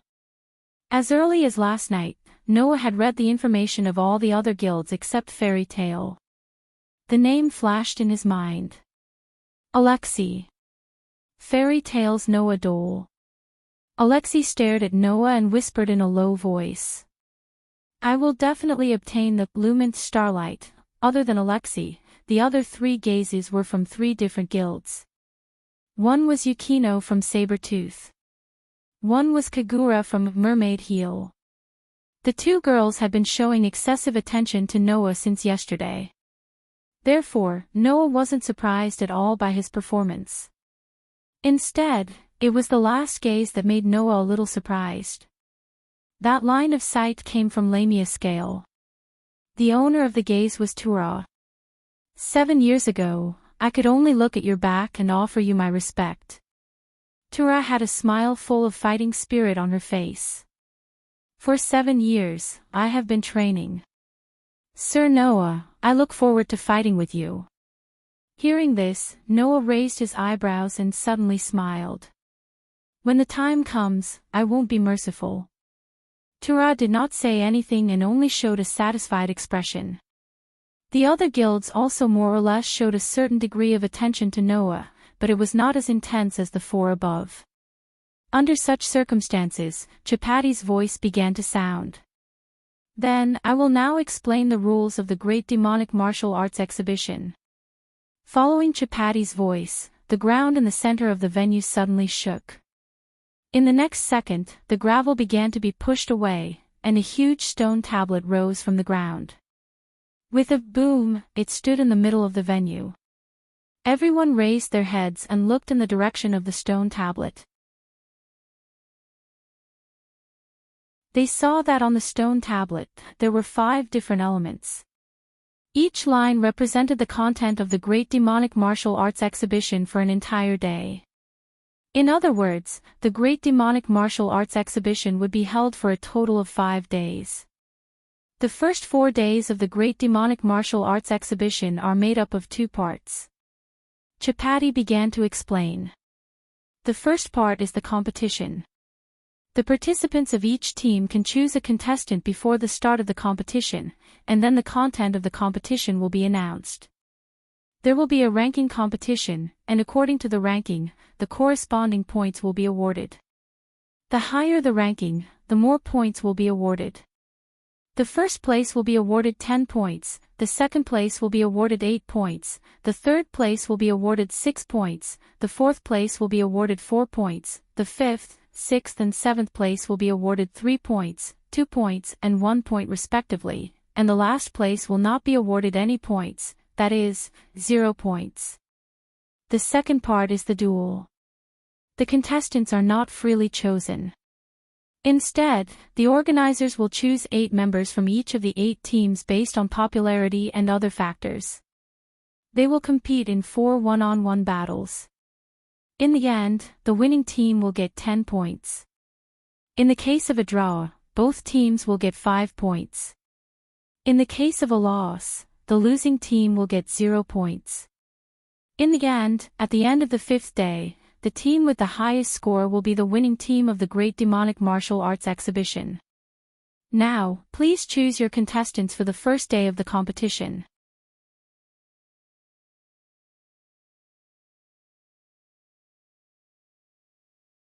Chapter 1666. Oh! In the spectator seats, people were still cheering enthusiastically, making people feel like their hearts were surging. However, for the 8 teams standing on the field, this was not the time to enjoy the feeling of being the center of attention. The referee, Pumpkin, appeared out of nowhere. He stood in front of the 8 teams and spoke with a humorous voice. Please select one participant from each team to participate in the first day of the competition. Secret. Is it a secret? Everyone fell into deep thought. Noah turned his head and looked at the stone tablet in the middle of the field. Day 1, secret plus duel the next day. Plus duel day 3. Plus duel day 4. Plus team duel day 5. After clearly reading the contents of the stone tablet, Noah was still unable to analyze any useful information. The only thing he could be sure of was that this so-called secret was definitely not as simple as an ordinary battle. Otherwise, there would be no need for a duel at the end. The rest of the people were obviously thinking the same thing, and they all began to discuss. Then, it's time for us to send someone. Laxus glanced at Noah. Who should we send? The details of the competition will only be announced after the contestants have been sent out, Mira said. However, from the point of view of the theme of concealment, this time's competition shouldn't have anything to do with a direct confrontation, but rather with concealment, right? Then I won't appear. Gadgula dug his ears, looking bored. I'm not good at doing sneaky things. Noah also frowned. If the Gate of Babylon was still around, no matter what kind of competition it was, Noah would be able to deal with it. But now, his authority was being upgraded, and the Gate of Babylon was left in the space between worlds to defend against the invasion of the Shadow.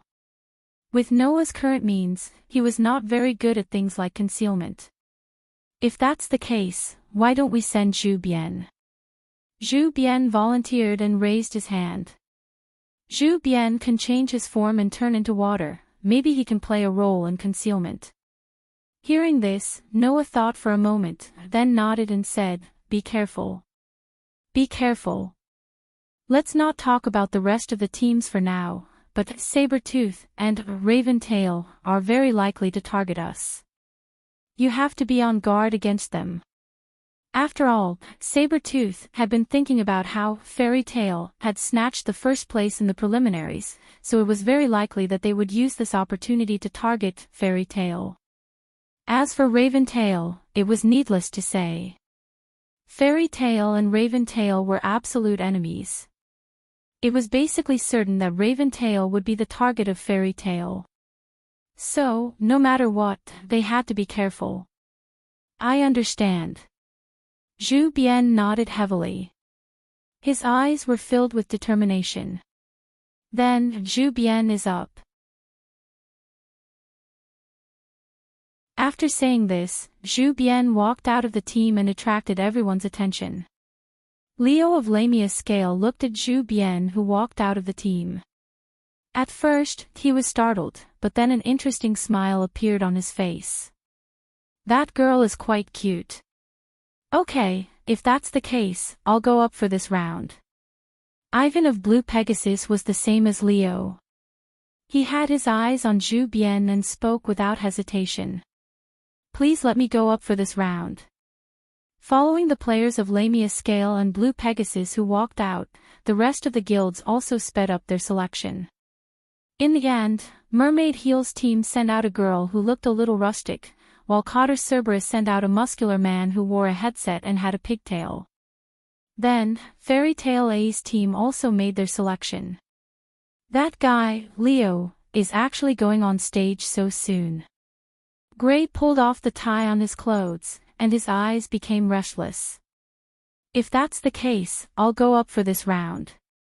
Be careful, Elusha gave the same advice as Noah. Sabertooth and Raventail will most likely target us. Don't be careless. I know, Gray nodded, then walked out of the team. Thus, only Sabertooth had not sent out a contestant yet. It seems that the people who are going up are all people that I don't remember. Lucifer flicked the hat on his head and smiled very elegantly. Then I'll go get to know them and record their names. Justin, Roger, and Olga naturally did not have any objections.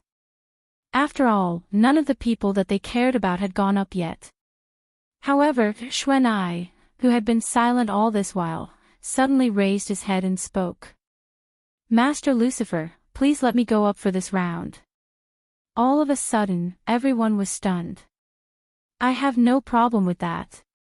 Lucifer looked deeply at Xuanai and shrugged. But, are you okay with that? Yes. Xuanai nodded expressionlessly.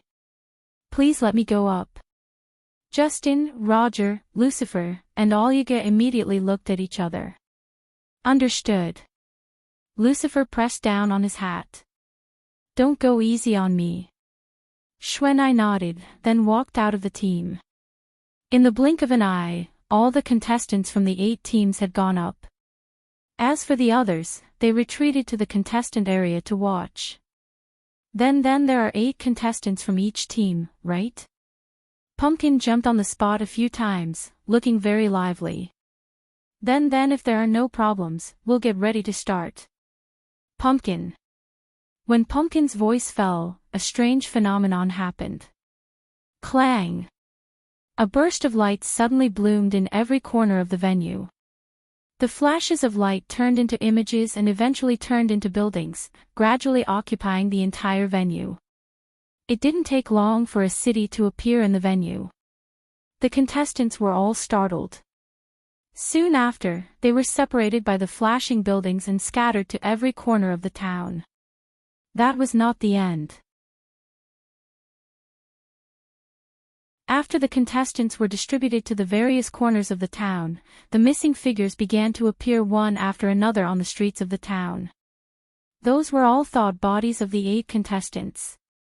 Therefore, in the blink of an eye, every street of the town was filled with thoughts of the contestants, and it became crowded.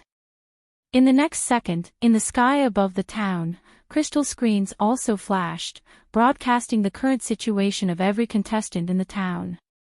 Now, let's begin the explanation of the rules. Chapati picked up the microphone, and let his voice spread to the entire venue.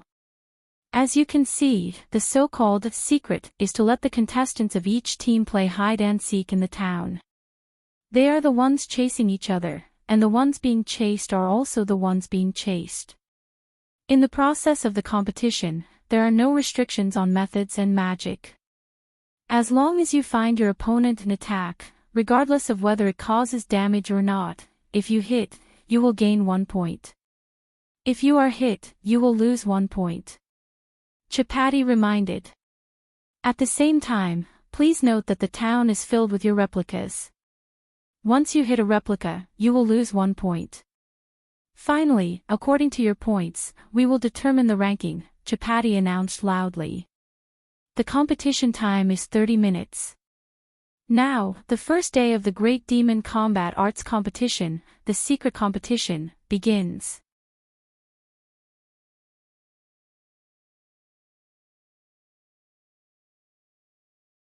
Chapter 1667. Dang! Following the loud ringing of the bell, the audience from all over the kingdom erupted in enthusiastic cheers as they watched the competition through the projection screen above the venue. In a corner of the audience, a group of people were shouting at the top of their lungs. "Come on! Come on! Fairy tale!" Leading a group of fairy tale magic shooters, Makarov stood directly on the edge of the audience's wall. He was shouting so loudly that the veins on his temples were popping out, making people worry that he would suddenly be out of breath later. However, under the leadership of Makarov, the group of fairy tale magic shooters yelled tirelessly, cheering for Gray and Julian. In the contestant area, the two teams belonging to Fairy Tale were also watching the projection screen, looking forward to the results of the competition. Perhaps because of Noah and the Lush's instructions, Gray and Julian didn't appear too conspicuous after learning the rules. Instead, they immediately rushed into the large crowd of projections on the street, blended into the crowd, and completely disappeared. Not only Gray and Julian, but the contestants of the other teams also understood tacitly and blended into the crowd, using their projections to hide their whereabouts. This was the true meaning of concealment. The members of each team needed to take advantage of the terrain and the crowd to hide their whereabouts, and at the same time, they needed to find their opponents in the vast crowd and give them the right blow. If they hit the real body, they would gain points. If they were hit, their points would be deducted. And if they hit the clones, their points would also be deducted. In the end, the rankings of the 8 teams would be determined based on the points obtained. In other words, the contestants of each team must be very cautious in this competition. They must not only avoid losing points, but also find ways to score points. It's really very difficult. Chapati, who was in charge of the live report, reported dutifully. We can see that the contestants of each team have already blended into the crowd of clones, completely hiding their whereabouts. They are moving and observing in the dark, carefully moving their positions while looking for the contestants of the other teams. As expected of a team that can enter the top 8. Every magic shooter is very clear about what they should do. Yajima praised. However, time is also limited. Once the 30 minutes time limit is up, the results will be out. For this reason, they must find ways to score points. Whether they can remain calm in this situation and not become anxious because of the passage of time, and then reveal their flaws, this is where the contestants will be tested. Our Evan Cohen won't reveal any flaws so easily. Jenny smiled. Please look forward to his performance.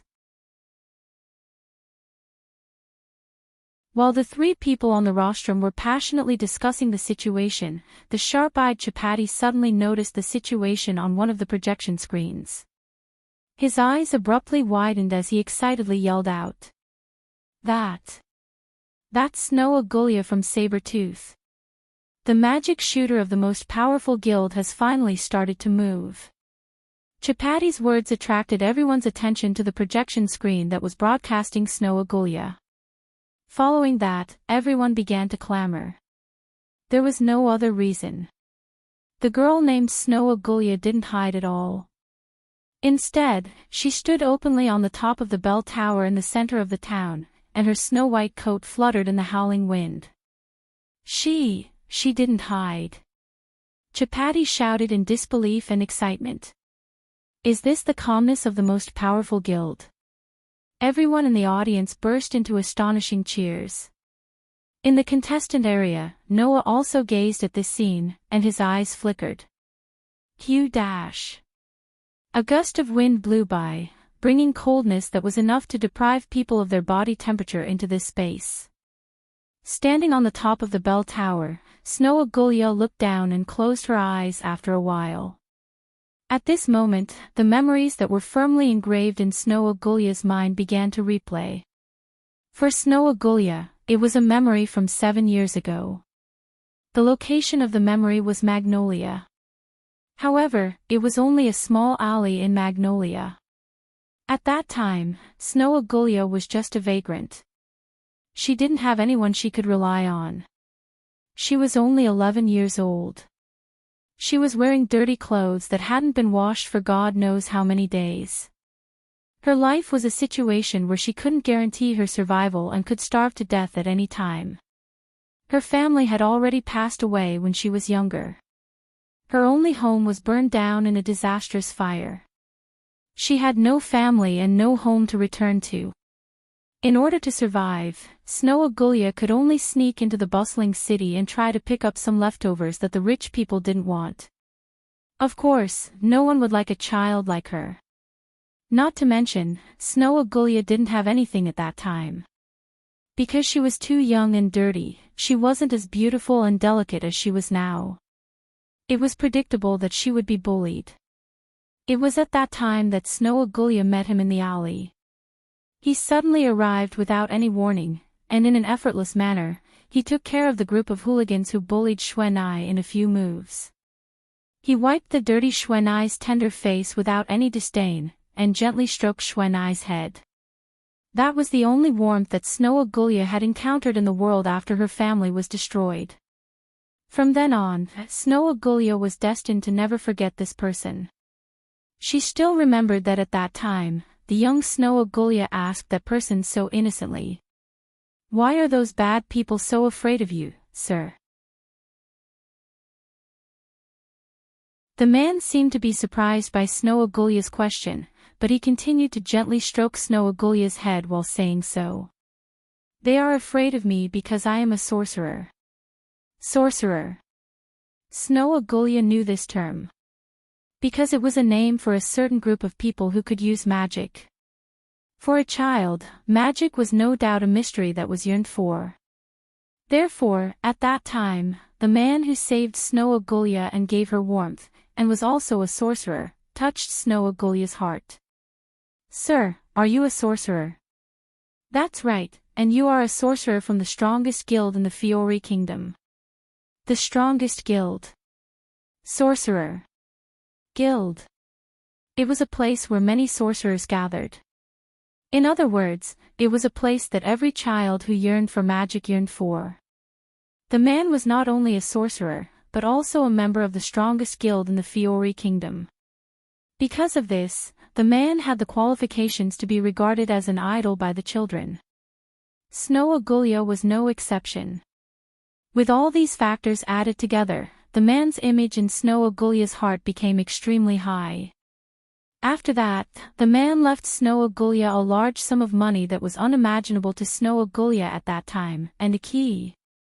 A Star Soul key. Use it well. I hope that the next time we meet, you will have become a great sorcerer. After leaving this sentence, the man left. However, in Snow Agulia's heart, the man stayed forever and could never be forgotten.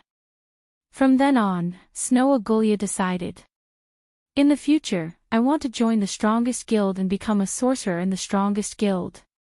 In order to achieve this wish, Snow Agulia trained hard and found out the name of the strongest guild in the Fiori Kingdom. That was the Saber-Tooth. Thus, Snow Agulia joined this guild. However, after joining this guild, Snow Agulia found out that her wish was so laughable. There was no man in that guild that Snow Agulia yearned for. Later on, Snow Agulia found out that the man's guild was not the Saber-Tooth, but another guild that was once the strongest. However, that guild had declined and was no longer the strongest guild. And the man she yearned for had long been destroyed by the Black Dragon on Sirius Island, who destroyed a country in Silent Revelation. At that time, Snow Agulia fainted. After waking up, Snow Agulia cried again. The strongest guild or whatever, it doesn't matter at all. I just want to follow in your footsteps and come to you to tell you that I have become a great sorcerer. This was the real thought in Snow Agulia's heart. Since then, Snow Agulia seemed to have lost the meaning of life. Every day, in order to not be kicked out of the guild, she mechanically trained her strength and lived like a walking corpse. Until 3 months ago, when the Sirius Island that was supposed to be destroyed reappeared and the main members of the Sirius Island returned, Snow Agulia's heart came back to life. I am already a great sorcerer. At the top of the bell tower, Snow Agulia slowly opened her eyes as if she could see the back of that person. Her eyes bloomed with a strong will. Let me prove it here. After saying this, Snow Agulia raised a golden key high in her hand.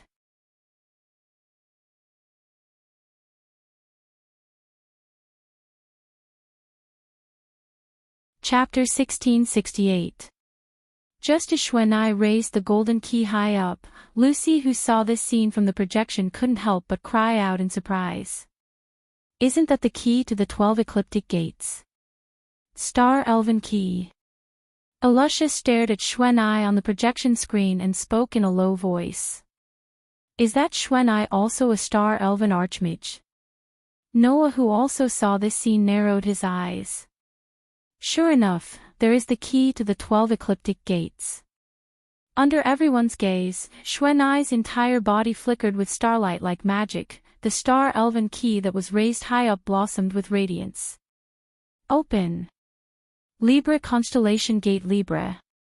From the radiance blossoming from the Star Elven Key, a magic array suddenly revolved and appeared above the entire clock tower.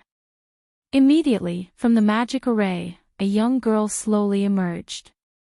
It was a young girl wearing a cheongsam, with a tray of Libra hanging in each of her hands. This young girl was precisely the Star Elven of the Libra constellation of the 12 ecliptic gates Libra. Looking at the young girl who appeared from the magic array, Xuanai softly spoke. Go, Libra. Libra nodded without any hesitation, lowering the 2 Libra trays in her hands. A burst of astonishing magic suddenly erupted from Libra's body, transforming into formless ripples that reverberated in all directions. Wherever the formless ripples passed, the space actually became heavy. Immediately after, the contestants mixed in the sea of people were all unprepared and suddenly felt their bodies become heavy, uncontrollably smashing onto the ground.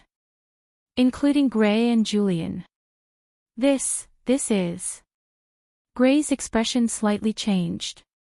Gravity. Ugh. Julian seemed to be ruthlessly pressed down by something heavy, revealing an uncomfortable expression. Being pressed down by gravity, Libra's magic was the magic that manipulated gravity. At this moment, under the pressure of the suddenly extremely heavy gravity, the members of the other 7 teams were all firmly pressed to the ground, revealing uncomfortable expressions. However, it was only suppressed by gravity at most, and could not be considered an attack. Therefore, Xuanai's score did not increase at all. However, this was not Xuanai's goal. The reason why Xuanai had summoned Libra and had him change the gravity was to find the participants of the various teams that had mixed in with the body of longing. This was because the body of yearning would not be affected by gravity and would still stand in place. As for the contestants, they would definitely be affected by gravity. At this very moment, Snow was relying on her astonishing magic power to support Libra's magic, allowing Libra's magic range to extend to the entire town, suppressing everyone. Then, Xuanai took out another key. It was also a golden key. In the contestant area, Lucy couldn't help but cover her mouth. There is a second one. The second key. Alusha was also surprised. Could it be that she can double open the door? This question was answered in the next moment. Activate. Xuanai raised the second star essence key high up in the air. The gate of Pisces Biscuit. The star-like radiance once again flickered from the star essence key. Following the rotation of the magic array, 2 huge black shadows scuttled out from the magic array. The black shadows were 2 fishes. The 2 fishes were extremely huge, at least tens of meters long. They looked like eels, but they looked like dragons as they roamed in space. Biscuit. Xuanai directly ordered. Attack. The 2 fishes that were roaming in space suddenly separated, as though they were swimming in invisible water. They drew 2 perfect parabolas as they flew to the top of 2 corners of the town. Then, with a sudden burst, they suddenly descended. Bang! The 2 huge fishes fiercely crashed into the ground, stirring up a burst of sand and dust. Ah!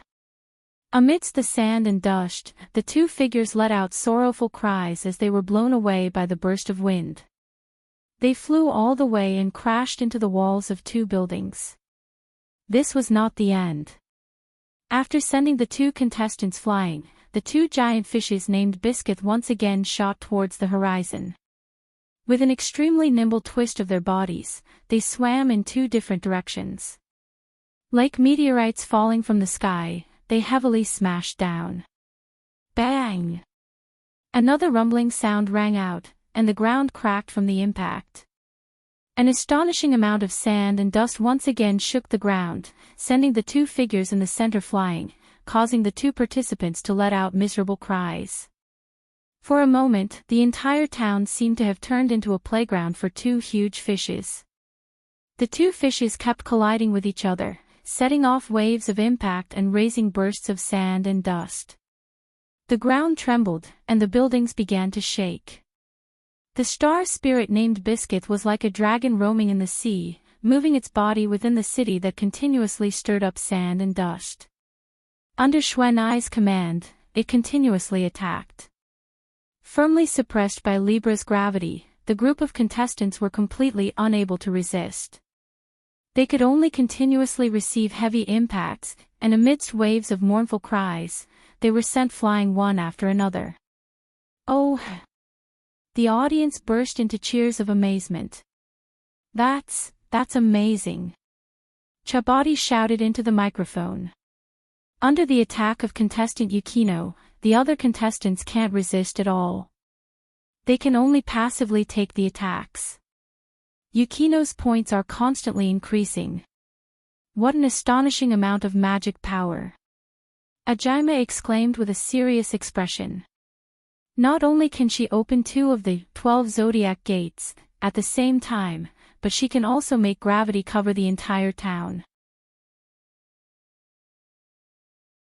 With such a large area of effect magic, it is reasonable to say that the power should be severely dispersed, but contestant Xuanai is still able to firmly suppress the other contestants, making them unable to resist at all.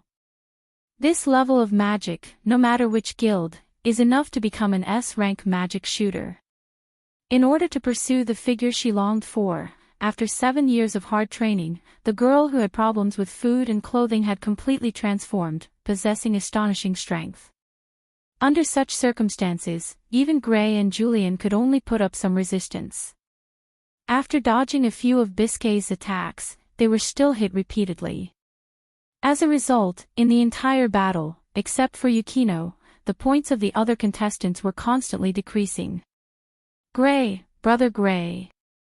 Naz, Delusha, Lucy, and Wendy all exclaimed. Julian! In the audience, Makarov and the others also couldn't help but exclaim. The other contestants and members of the other guilds looked at the one-sided situation, and all of them had ugly expressions. The only exception was the sorcerer from Saber-Tooth. Well done, Yukino! Sting laughed loudly. That's it. Amazing magic power. No wonder she can defeat all the other members of the guild except for the 5 of us. The corner of Lucius's mouth slowly rose. This level of strength is already not weaker than us. That's what my memory tells me. I finally understand why Miss personally chose her. Olga snorted softly. Really, why didn't we hear anything about such a powerful member before? That wasn't strange. After learning that Noah had disappeared on Celestial Wolf Island, Yukino just dealt with the guild like a walking corpse while mechanically training. Such a method led to 2 results. 1. Yukino's handling made this girl not very conspicuous in the guild. 2. The continuous mechanical training made this girl who was immersed in sorrow unknowingly hone a magic power that shocked even herself. Therefore, after learning that Noah had survived and was rejuvenated, Yukino shocked the entire guild and defeated all the other members except Sting, Rog, Lucius, Olga, and Maniba in one fell swoop. And such strength was only honed because of one person. Looking at the one-sided situation on the projection screen, Noah stared closely at Yukino, who was holding 2 keys high, her body fluctuating with amazing magic power, and fell into silence. You're tuning in to the LoveLore Library YouTube channel. We're so grateful for your support, and don't forget to subscribe to join us on this incredible journey through captivating stories. Your generosity through donations truly makes a world of difference, as it's the primary source of revenue that allows me to expand and enhance this channel for you. Thank you from the bottom of my heart for being a part of this adventure.